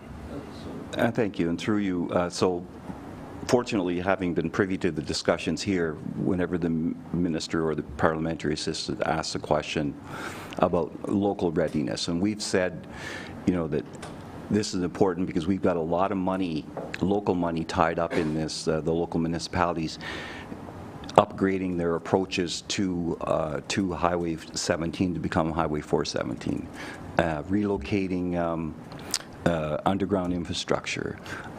Some of the local municipalities are going to have to take on, or the county is going to have to take on some of the service roads where a road that normally crosses over 17 at this point is terminated on each side, and so one side will become a service road that may go to the county of Renfrew, the other side may be reattached to a township road, and that'll become a township responsibility. So we've really stressed that, and we've stressed, you know, Renfrew's readiness, talked about the master plan in recreation, the transportation master plan, you know, the welcoming aspect of the parks and, sorry, is it Parks Master Plan? I can't remember. I had it in a note. But so we've talked about those things. So I think, to your point, yes, it's, you know, the next steps for the town would be to hold, and we've had separate delegations in the past, but it's probably time to resume them again, because I can only fit so much into my presentation, so it'd be nice if the town was to backstop now with saying, yes, we've invested, you know, $25 million, I think, or whatever the number is, in connecting links. I can't remember the numbers now. Again, that was part of my notes, but I'm in the middle of a half-hour spiel on MTO, you know, with MTO, so sometimes that might get lost in the middle. So yeah, I think it's, to your point, Your Worship, I know you've talked about in the past, and to Councillor Legree's point, yes. Thank you. Anything else for review? Thank you very much. Moving on to confirmation of minutes. The Renfrew Town Council confirmed the minutes of special meeting of council dated January 9th, 2025, as well as the regular meeting of council dated January 14th, 2025. Mover, please. Councillor Degree, seconded by Councillor McQuarter. Any questions on the minutes? Hearing none, all in favor? That's carried. Thank you, Council. Communications and petitions, AMO policy updates, and watch files.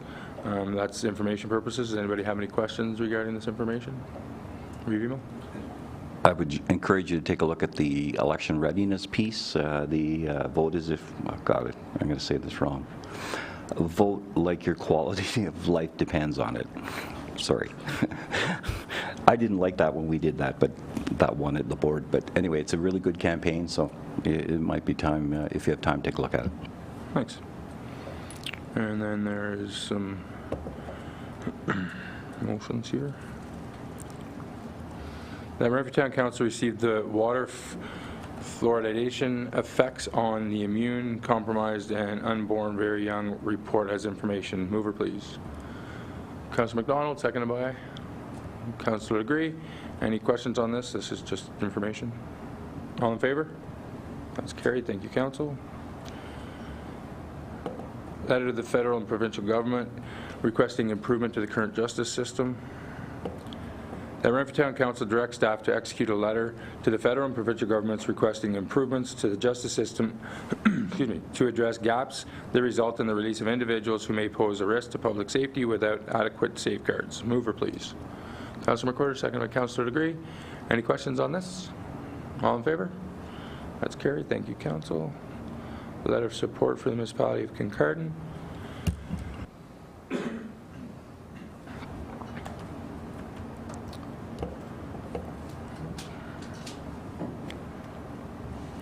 The Renfrew Town Council directs staff to execute a letter of support towards the municipality of Kincardine in requesting that the province undertake an immediate review and update the property tax assessment model for Ontario's nuclear generation facilities and other properties within the electricity industry. Mover, please. Revimo, seconded by Councillor Degree. Any questions or comments on this? Revimo.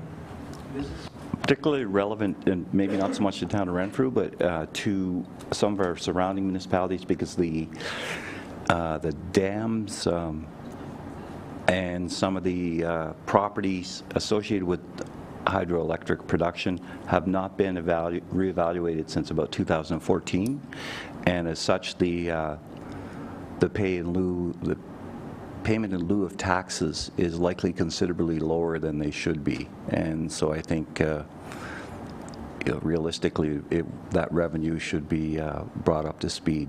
And so it makes sense to do this. Thank you. Any other questions? All in favor? That's carried. Thank you, Council. The next motion is that Renfrew Town Council direct staff to execute a letter of support towards the Township of South Stormont in requesting that the Government of Ontario take action to implement the Rural Road Safety Program that Good Roads has committed to lead. Mover, please. Councilor McWhirter, second by Councilor Sobalski. Any questions on this? All in favor? That's carried. Thank you, Council. Next motion. The Renfrew Town Council directs staff to execute a letter opposing the proposed provincial legislation governing bicycle lanes and affirming its support for maintaining municipal jurisdictions over cycling infrastructure decisions. Mover, please. Councillor Sobalski, second by Councillor Legree. Any questions or comments on this one? All in favor? That's carried. Thank you. Resolutions, matter arising from Committee of the Whole.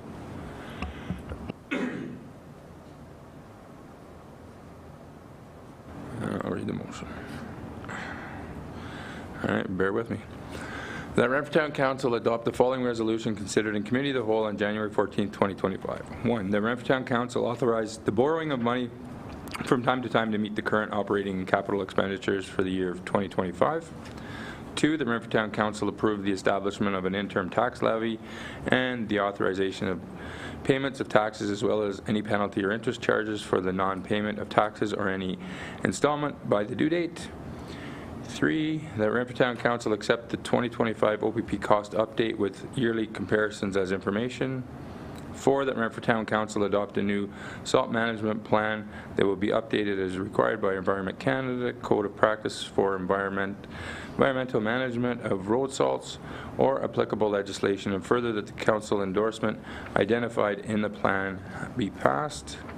5. The Renfrew Town Council direct Downtown Renfrew Business Improvement Area Board to seek interested individuals from their current membership, supported with a vote by the members before bringing the name to council for appointment by bylaw.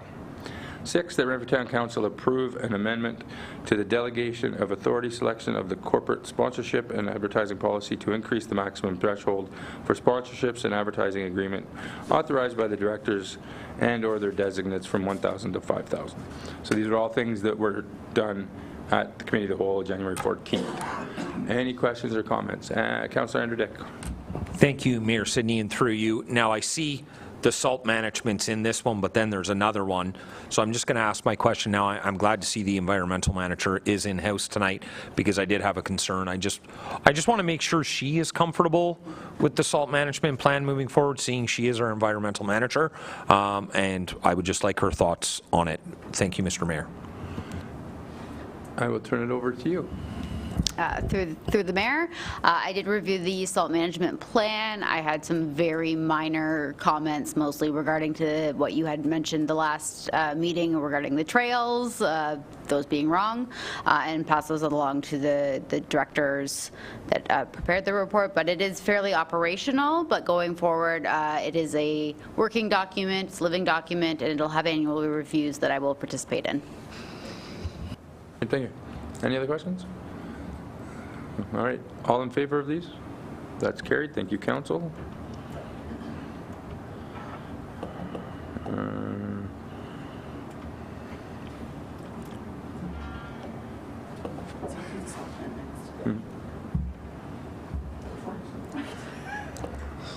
So the next motion is, whereas the Council of the Corporation of Town of Renfrew is committed to ensuring that the transportation system is maintained in accordance with the approved service level policy while remaining committed to reducing the impacts that de-icing chemicals such as salt have on the environment, and whereas the Canadian Environment Protection Act 1999 identifies road salt on the priority substances list as a substance that under conditions may have an immediate or long-term harmful effects on the environment, and whereas the Canadian Environmental Protection Act 1999 established the Code of Practice for the Environmental Management of Road Salt, and whereas the Code applies to organizations that use more than 500 tons of road salts per year and organizations that have vulnerable areas in their territories, whereas the corporation of the town of Renfrew meets both these criteria, therefore are subject to the code of practice for the environmental management of road salt and must prepare a salt management plan.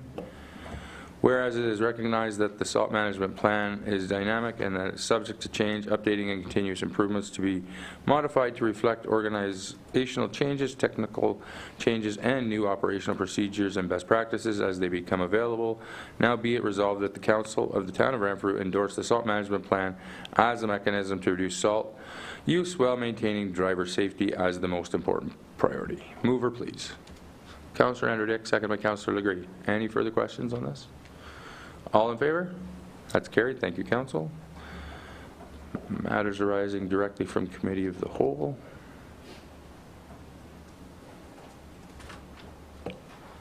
The Renfrew Town Council adopt the following resolutions considered in the Committee of the Whole on January 28, 2025. E.1.1 that Renfrew Town Council approve the application number D-14-153 zoning bylaw amendment for lands known municipally as Mutual Avenue having a roll number of 47-48-000-080-01300. Mover, please. Councillor Legree, seconded by Councillor McWhirter. Any questions on this? All in favor? That's carried, Council. Thank you very much. Bylaws.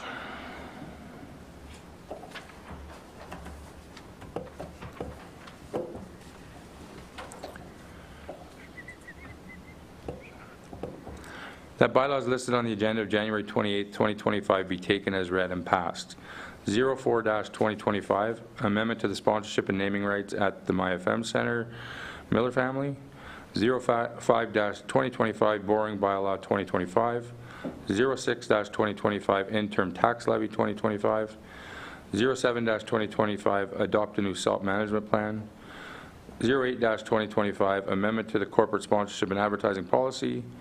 And 09-2025, zoning bylaw amendment D-14-153, Mutual Avenue. Mover, please. Councillor Legree, seconded by Reeve Emo. Any questions on these bylaws? Hearing and seeing none. All in favor? That's carried. Thank you, Council. Motions of which notice has previously been given. And the motion is that Renfrew Town Council reconsider resolution number 24-03-42 from March 26, 2024, being a resolution to remove Reeve Peter Emo from all committees, working groups, and external boards effective immediately, excluding County of Renfrew associated bodies. Mover, please. Councillor Zabalski, seconded by Councillor Andrew Dick. Councillor Zabalski, did you want to comment on this first? Thank you. Through you, Mayor. I'll try to keep it short, but our last council meeting, there was some back and forth, and there was ultimately, I'll do my best not to quote you, but still say through you, Councillor McDonald, that it was time maybe for us to move on and get past this. And that got me thinking that this is probably the next thing. It's time to move on and get past this. Reeve Emo, you know, has been Reeve since 2014. He has 7 years as warden for the Renfrew County. He's sat 10 years on AMO, 4 years Aroma. He is our most experienced individual here. He does prove to us week in and week out that he brings information and knowledge to the table that is undeniable. So at this point, I think with the Reeve position coming to an end at the end of this term, we lift this punishment from him, from what we've given him, give him the opportunity to finish his position as Reeve and move forward and heal. That's all I have. Mayor Sidney. Any other questions or comments? Hearing none. Oh, Councillor McWhirter. Through you, Chair, just a statement. I apologize to Councillor Sobalski. I wish I could agree with him, but for the very reasons that he's expressed, we should reinstate Reeve Emo. What his experience is, to me, what let me down when he sat on that committee and didn't see the danger signs for Mattaway. And I'm not going to rehash Mattaway. We've already done that. we were asked by the taxpayers of Renfrew to hold those responsible accountable. I think we've done what we could. We made it transparent, and we did an investigation as we were asked. Reeve Mo and of course yourself, Mayor Sidney, were given a 3-year suspension on committees. I think that's pretty reasonable considering the taxpayers of Renfrew are going to be paying for the mistakes made of the previous council for the next 30 years. I don't know if they're going to be soon to forget what happened or hold those on that council responsible, but I think we'll let the taxpayers and the voters decide next election. I think 3 years compared to 30 years is more than fair, and I'm going to have to vote no on this. Councillor McDonald. Thank you, Mayor. I'll have a question directed towards you, and then I'll have comments to make. And this has to do with the comments I'm going to tie into. Can you give us a current update regarding the status of the Mattaway investigation and where we are with regard to criminal and/or civil proceedings? Obviously, there's a lot of chit-chat within the community. Can we have an update? People are feeling that they're not getting the information. To my knowledge, it's because it's with legal right now. There is nothing we can comment on until we, the Mattaway working group is continuing to fix. There's a couple little things that need to be done, but as far as any investigation or litigation, we are not able to comment on. Thank you, and that's good enough for an update. I'll go ahead with my comment. I try to bring a common sense, fact, and evidence-based approach with my decision-making. If anyone from the public disagrees with the comments I'm about to make, I strongly encourage you to do your own research. I encourage you to watch and study the Town of Renfrew YouTube channel regarding the following dates. The first Mattaway report was the 19th of December 23. The final Mattaway report was the 21st of March 24. Motions against the Mayor and the Reeve was the 26th of March 2024. The motions against Councillor McWhirter and myself was the 23rd of April and the 14th of May 2024. The Integrity Commissioner's report against the Reeve was the 14th of January 25. As I've previously noted, accountability thresholds for these type of motions should be high. These are some of the facts that formed the part of the initial motion to have the Reeve removed. Reeve Peter Emon had been the chairperson of our Human Resource Committee since 2014, almost 10 full years. He was an original member of the Mattaway Ad Hoc Committee that directed their vision for this project. As a Reeve, he was an inner member of the council leadership team that had intimate information on all aspects of town workings. Remember, this previous council's leadership team directed staff with regard to their Mattaway vision. I had stated then, and I still stand by the fact that under the leadership of Mr. Reeve Emon, it's my opinion we experienced numerous human resource and financial failures that took place over a prolonged period of time. The fact remains the largest financial failure that this town has ever experienced is this current Mattaway project at multiple tens of millions of dollars. It was very clear in the Mattaway third-party review that a human resource nightmare was allowed to flourish. It was identified that council was not holding staff accountable. Further, the investigation revealed this Mattaway approach to be an abject failure. With regard to the Reeve's own standard, less than a year ago, last April and May 2024, the Reeve brought forth 2 separate motions to have Councillor McWhirter and myself removed from all committees, groups, and boards. The Reeve utilized the same standard of enforcement, that is, till the end of the term. Specifically, he noted until 11:59 hours, 26 October 2026. So the Reeve himself agrees with the timeframes that have been utilized. With regard to the Integrity Commissioner report, just 2 weeks ago at our last council meeting, Tony Fleming, our Integrity Commissioner, determined that the Reeve breached Section 4.1 of the Code of Conduct, and he did not show the level of respect to other council members that the code requires. Further, regarding the Reeve's previous motions against Councillor McWhirter and myself, Mr. Fleming stated, what seems apparent is that the Reeve's motions were an attempt to retaliate for the earlier motion that removed him from boards and committees. This is the very motion that's now, in terms of us, that wants to be reversed, something that the Reeve had attempted to retaliate on. Town of Renfrew Building Report Update. As I had previously noted in my original motion involving the Reeve, there was a disregard for proper stewardship of taxpayers' money. As we've been updated again today, the Public Works Garage and the Fire Hall desperately require a new facility. The Reeve disregarded what was needed and went for a want.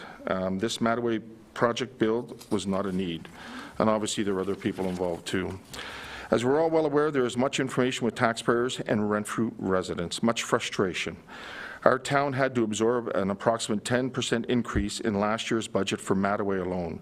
We're about to go into another budget deliberation in the near future, and I'm expecting another similar increase for Mattaway alone in the 2025 budget cycle. Last year, we also had to hire new employees to properly staff Mattaway. We still haven't finalized the debenture yet. We are most likely another year out before we know the full true cost of Mattaway. The Renfrew taxpayer continues to bear the horrible financial burden of last council's leadership decisions regarding Mattaway. My concluding statement. It is my opinion that Reeve Emo was complicit in enabling a culture of incompetence by not providing the necessary leadership when previously required. Further, he was also negligent in his exercise of due diligence for this entire Mattaway project. As noted earlier, the OPP investigation is still ongoing. We don't really have any public direction regarding civil matters. The reality is the Mattaway situation is still an ongoing process for the overburdened taxpayer. It is my opinion the current situation is working well and certainly, and certainly does not need to be changed. As we move forward with our new CAO, Renfrew citizens need to be assured that this council is again moving in a sound, practical, and proper direction with leadership integrity. It is my opinion this council needs to continue to respect the frustrations and the very real concern of our taxpayers. As such, I cannot support this motion. Thank you. Councillor Gray. Through you, Mayor Sidney, I also did a statement. For me, this was and still is an easy decision. Reeve Peter Emo was the Reeve second in charge when the MyFM Centre expansion was approved and put in motion. As a very senior councillor, current warden, and previous mayor with years of experience, I would have thought that Reeve Emo would have stepped up and taken more of a leadership role and recommended to council to halt the expansion until answers and updates were given. Yet he let this project, along with others, roll out of control, causing the project to be way overscoped with a ballooning price tag attached. I want to remind my fellow councillors around this table what the role of a councillor is. The role of a councillor is outlined in section 224, and it states, number 1, to represent the public and to consider the well-being and interest of the municipality. 2, to develop and evaluate the policies and programs of the municipality. 3, to determine which services the municipality provides. 4, to ensure the administration policies, practice and procedures and controllership policies, practices and procedures are in place to implement decisions of council, to ensure accountability, transparency of operations of the municipality, including the activities of senior management, and to maintain financial integrity of the municipality and to carry out duties of council under this and any other act. In other words, the key responsibilities as a councillor are to support the municipality and its operations while ensuring that the public and the municipality's well-being and interests are maintained. I want to remind my fellow councillors at this table to remember all the information we heard both in open and closed from Tammy Crothers and team, and to say to the residents of Renfrew, who some are barely making ends meet, that you truly believe that Reeve Emo properly, 1, represented the public and considered well-being and interest of the municipality. 2, ensured that all policies, practices, and procedures were in place and followed, including the actions of senior management team. And 3, that the financial integrity of the municipality was maintained. For me personally, I believe that the Reeve let the taxpayers of the town of Renfrew down and did not fully perform his roles as outlined in section 224. I am a senior manager in a multi-billion-dollar corporation. If I neglected my duties and my role, like Reeve Emo did and others, I would be fired. I, as an elected councillor, will continue to hold everyone accountable, including myself, for any mismanagement that occurs while I'm sitting at this table. This is my promise to the taxpayers. After hearing the reports from Tammy Crothers and team, Councillor Cebulski stated on March 26, 2024 council meeting that he was, and I quote, disappointed that the Parks and Recreation portion of the town was allowed to operate without any strong objection, lack of procedures, and disregard of policy and non-existent governments. I understand that he did some due diligence to questions, but many rules were neglected. As chair of HR, he needed to do better for the town of Renfrew. From here, all I can do is echo what Councillor McDonald had to say. I believe that Reeve Emo has gotten the capacity to do better for us, and I believe he turned his back on us for the Mattaway expansion, and the taxpayers are left picking up the bill for his mistakes. End of quote. Councillor Cebulski's own words are enough for me to vote to not support this motion tonight, along with the Reeve not following the councillor's role as per section 222, so I'll be not supporting it. Thank you. Thank you. Councillor McDonald. Thank you, and I just want to clarify and add, Mayor, to you, I do believe the REEV is an important part of this council and does bring something to the table as per Councillor Sobalski's comments, and I do want to move forward. Thank you. Thank you. Councillor Andrew Dick. Thank you, Mayor Sidney, and through you, I didn't prepare a statement, but I did take some notes. I find it interesting that Councillor Legree's statement had already written down that he echoed Councillor McDonald's comments. So that's an interesting fact. Yeah, that's not what I said at all. Mr. Mayor, may I speak? I am quoting Okay. Point of order. Sobalski's words. Point of order. Thank you. Okay, fair enough. The Municipal Act, Councillor Legree stated the Municipal Act. I think all 5 of us, our 5 new councillors, we really need to look at the Municipal Act because I think we have failed.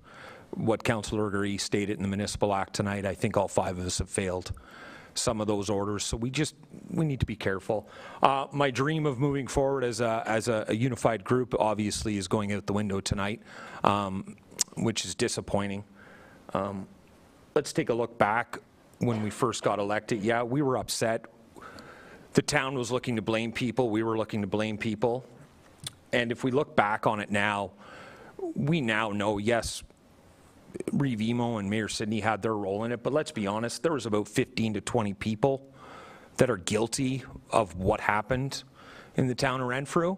And now you can add another 5 because us 5, are the 5 of us now, 100% we're guilty too, because Mattaway isn't finished. Point of order on that. Point of order. I do not accept that. Thank you. Okay, we will have a ruling if it is a point of order. Is it a point of order? Yeah, I would. Point of order. You might want to retract that a bit. I'll retract that. I'm guilty.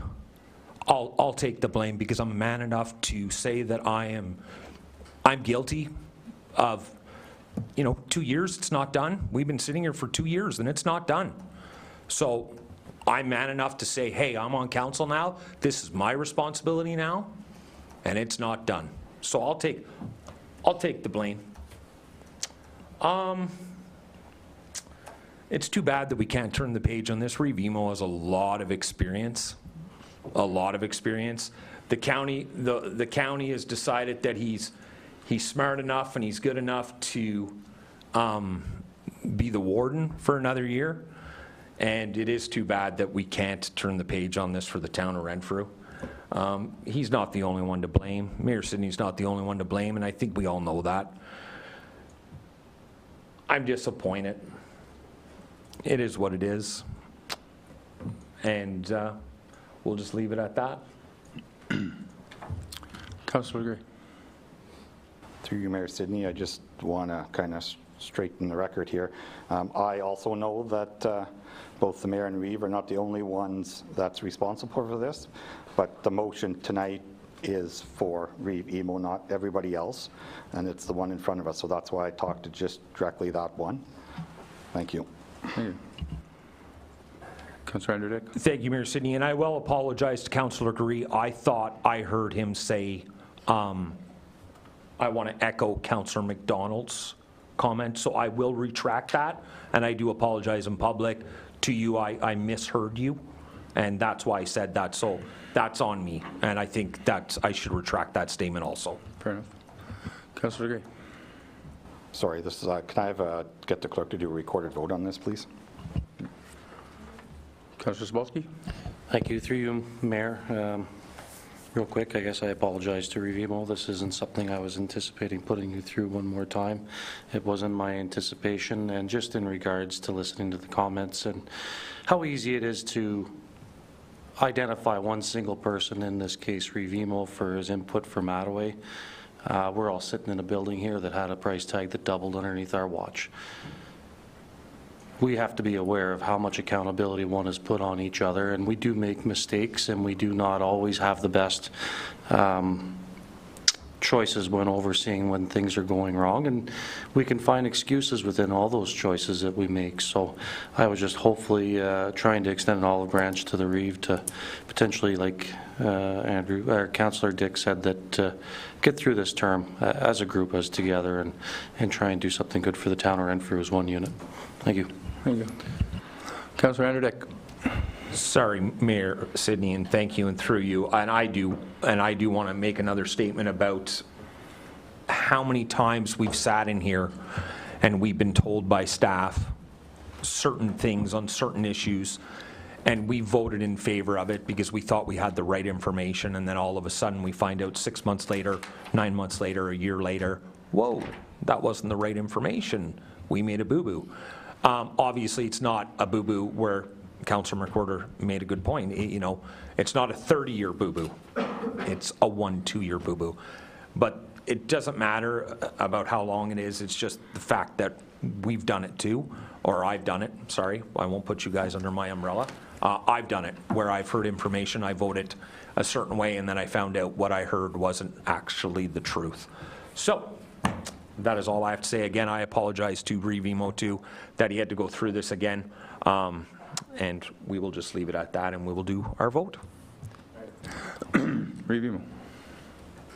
Thank you. I did not make this request, and Councillor Cebulski approached me and asked me if I was willing to have my have this brought forward again, and I said sure. I will continue to keep quiet until we get some clarification on what's going to happen with the criminal charges. And I think, I think the inference, there seems to be an inference that, we're waiting on criminal charges, and it seemed to be tied to my name, so I would hope that that was an accident. And I trust that it was an accident. Councillor McDonald. Thank you. Absolutely not tied to your name. Okay, thank What you. I was trying to emphasize is that this whole thing is still ongoing, and that's all. Thank you. Thank you, I appreciate that. And with regards to some of the other things, I'll have some comments. I've been cautious in my comments about the third-party review. I'll have some comments about that when it wraps up. If there are no criminal charges, that will certainly free me up to say some more things. And then again, if there are no civil actions, then I'll have a lot more to say. So I intend to speak on this down the road. I appreciate the efforts of everybody to offer their opinions. I'll respectfully disagree with a number of them. I will make an observation, though, that some of the things were long-standing that occurred here prior to me arriving in 2014. I'll also note that there seems to be an assumption that some of the practices that we involve are in terms of decision-making, recommendation, and guidance that have been apparent over the last couple of years. That assumption is that they might have been apparent between 2014 and 2022. Again, we'll talk about that in the future, so thank you. Thank you. All right, under our procedure bylaw, technically we're only allowed to 3 times. We're allowed to speak, so I think I could let that one go a little bit, so my apologies on that one. I'm just going to jump in here. It's, do I say it's unfortunate with the way it's probably going to go? Yes, just because we have a year and a half to go, and it has not been, I'll be honest, it has not been a great experience for me as mayor. It's not the way I wanted it to go. But I thought this could be the opportunity after last council meeting that we could be like, okay, we're here, we still got to work together. Moving forward as a group was kind of hoping what the direction we were going in. I'm not saying we can't, it just still seems to be there's a bit of a division. My concern is at what point do notices of motion stop, or at what point do we stop doing things? I heard things tonight that, people have been in buildings, but I haven't seen a notice of motion come forward to fix it. That's on us. There's things that, so where does it lie? Do we pick everybody apart and rip everybody apart because they may have done something based on information given to them, and we're going to hold them accountable for life? where does this end? And it's beyond that. We've been in here for 2.5 years. And to go along with, you know, for every finger pointing out, there's 4 pointing back. So, you know, at what point do we say we're a team, we're going to work together, we're going to, you know, respect each other and put it all together? Or do we continue for the next 1.5 years to pick each other apart? And because, you know, 2.5 years, I'm sure we could find some stuff if we really wanted to dig deep enough, if we wanted to play that game. And I don't want to play that game. You know, I want us to be mature, responsible, and work together. And, you know, if we can do that, that's great. And we'll still make decisions based on the best information and the way we feel we need to vote. But you know, I feel it was time to move forward. But anyway, that's my kind of input on it. Is just hoping to move forward, and where does it stop? So, thank you. And I want to reassure, you know, this is the only topic I think where it brings out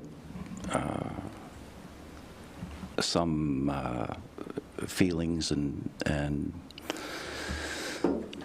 statements. You know, I think for the most part we work hard on other topics. You know, Councillor Legree and I make motions and second. Councillor McDonald and I make motions and second, and Councillor McWhorter and I make motions and second, and that will continue. And we have a good conversation about the things that are necessary, and we build on each other's ideas. And so I think that's possible. You know, the Mattaway project is going to hang around for a while. I've taken my lumps. I'll take them. I took them tonight. I'll take them again.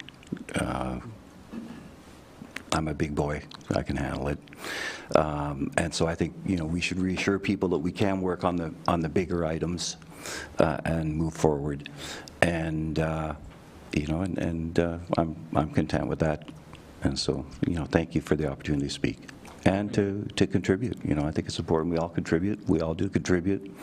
I think we're very fortunate to be in the position we are, you know, to represent the community, to work for the community at different levels. And so thank you for that. Councillor McWhorter, last one, because you only talked twice. You're giving me last talk? Yeah. That's a first. Okay, I just wanted to say something quite simple. Councillor Sobolski and Councillor Dick were quite right. We were in a good place. To be honest, this motion, I think, was a little untimely for me. I did not come into this thinking we would be rehashing old things I thought we all agreed to put behind us. If that motion hadn't been mentioned, I think we still would have been moving along. I thought we were in a good place. We seem to be working well together, and water under the bridge. It's unfortunate this came up, and not to slight Councillor Sobolski, his heart was in the right place. I understand that. So I think if this hadn't, why don't we just put this behind us and move on like we were? I thought we were in a really good place there, especially the last meeting. And I think that's what this fell out of. We were feeling maybe too good. I'm going to now call for the recorded vote. I'm going to start with Councillor Legree, as he was the one who requested it. Not in favor. Councillor McWhorter. Not in favor. Councillor McDonald. Not in favor. Councillor Sobolski. In favor. Councillor Dick. In favor. Revimo. I'm in favor. Mayor Sidney. In favor. So because it was a reconsideration, there was a requirement for a 2/3 vote, which would require 5, and that's not supported.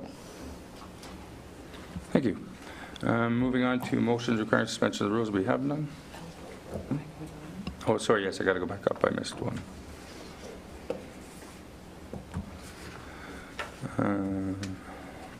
I.1, matters rising from committee of the whole. We actually need to do a motion for that.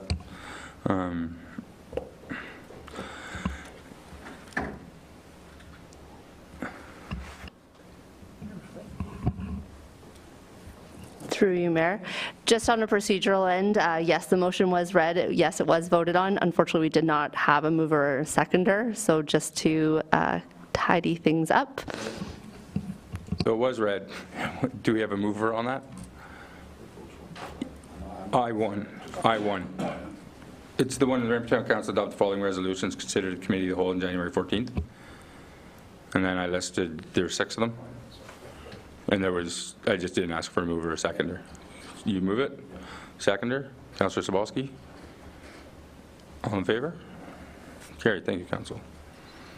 Sorry about that. It's been a confusing day. Notice of motions. Any? Councillor Andrew Dick? Thank you, Mayor Sidney. The clerk, hopefully Mayor Sidney, through you, the clerk can help me on this one. I do want to bring a notice of motion for 2 weeks to be discussed regarding the IT bidding and how it was operated and how it was done. I would like to reopen that and have some questions to how it was complete. I don't know what I'm trying to say. I'm just giving a notice. I want to talk about it. I don't want to talk about it tonight. We can't. You're just telling us you want to bring a notice of motion regarding IT. Yes, so I would like to talk about it in 2 weeks, please. Someone help me. Thank you. So through the mayor to Councillor Dick, I believe what you're looking for is a notice of motion for council to consider the questions brought forward by the delegation tonight and other questions that council may have in relation to the process involved. Is that understanding your request? Yes, and then moving forward, I also want to rebid it. Okay. Okay, you want me to do another motion? Because I'll do another motion, then I want to rebid it. You tell me what you want me to do, because it's coming regardless. We're rebidding this. So you can do that as part of that motion, Okay. and then at that time, if it needs to be separated, it can. We can put that in as well. Okay, I'd appreciate that. Thank you. Thank you. Any other notices of motion? Hearing none. We are not going into closed. Upcoming meetings of council. Economic Development Advisory Committee, February 11th, 2025 at 10 a.m. Regular council meeting, February 11th, 2025 at 5:30 p.m. And the confirmatory bylaw. The Renfrew Town Council adopt confirmatory bylaw 10-2025 and that it be taken as read and passed. Mover, please. Councillor Degree, seconded by Councillor McQuarter. Any questions? All in favor? That's carried. We are adjourned at 8:25. Thank you, Council.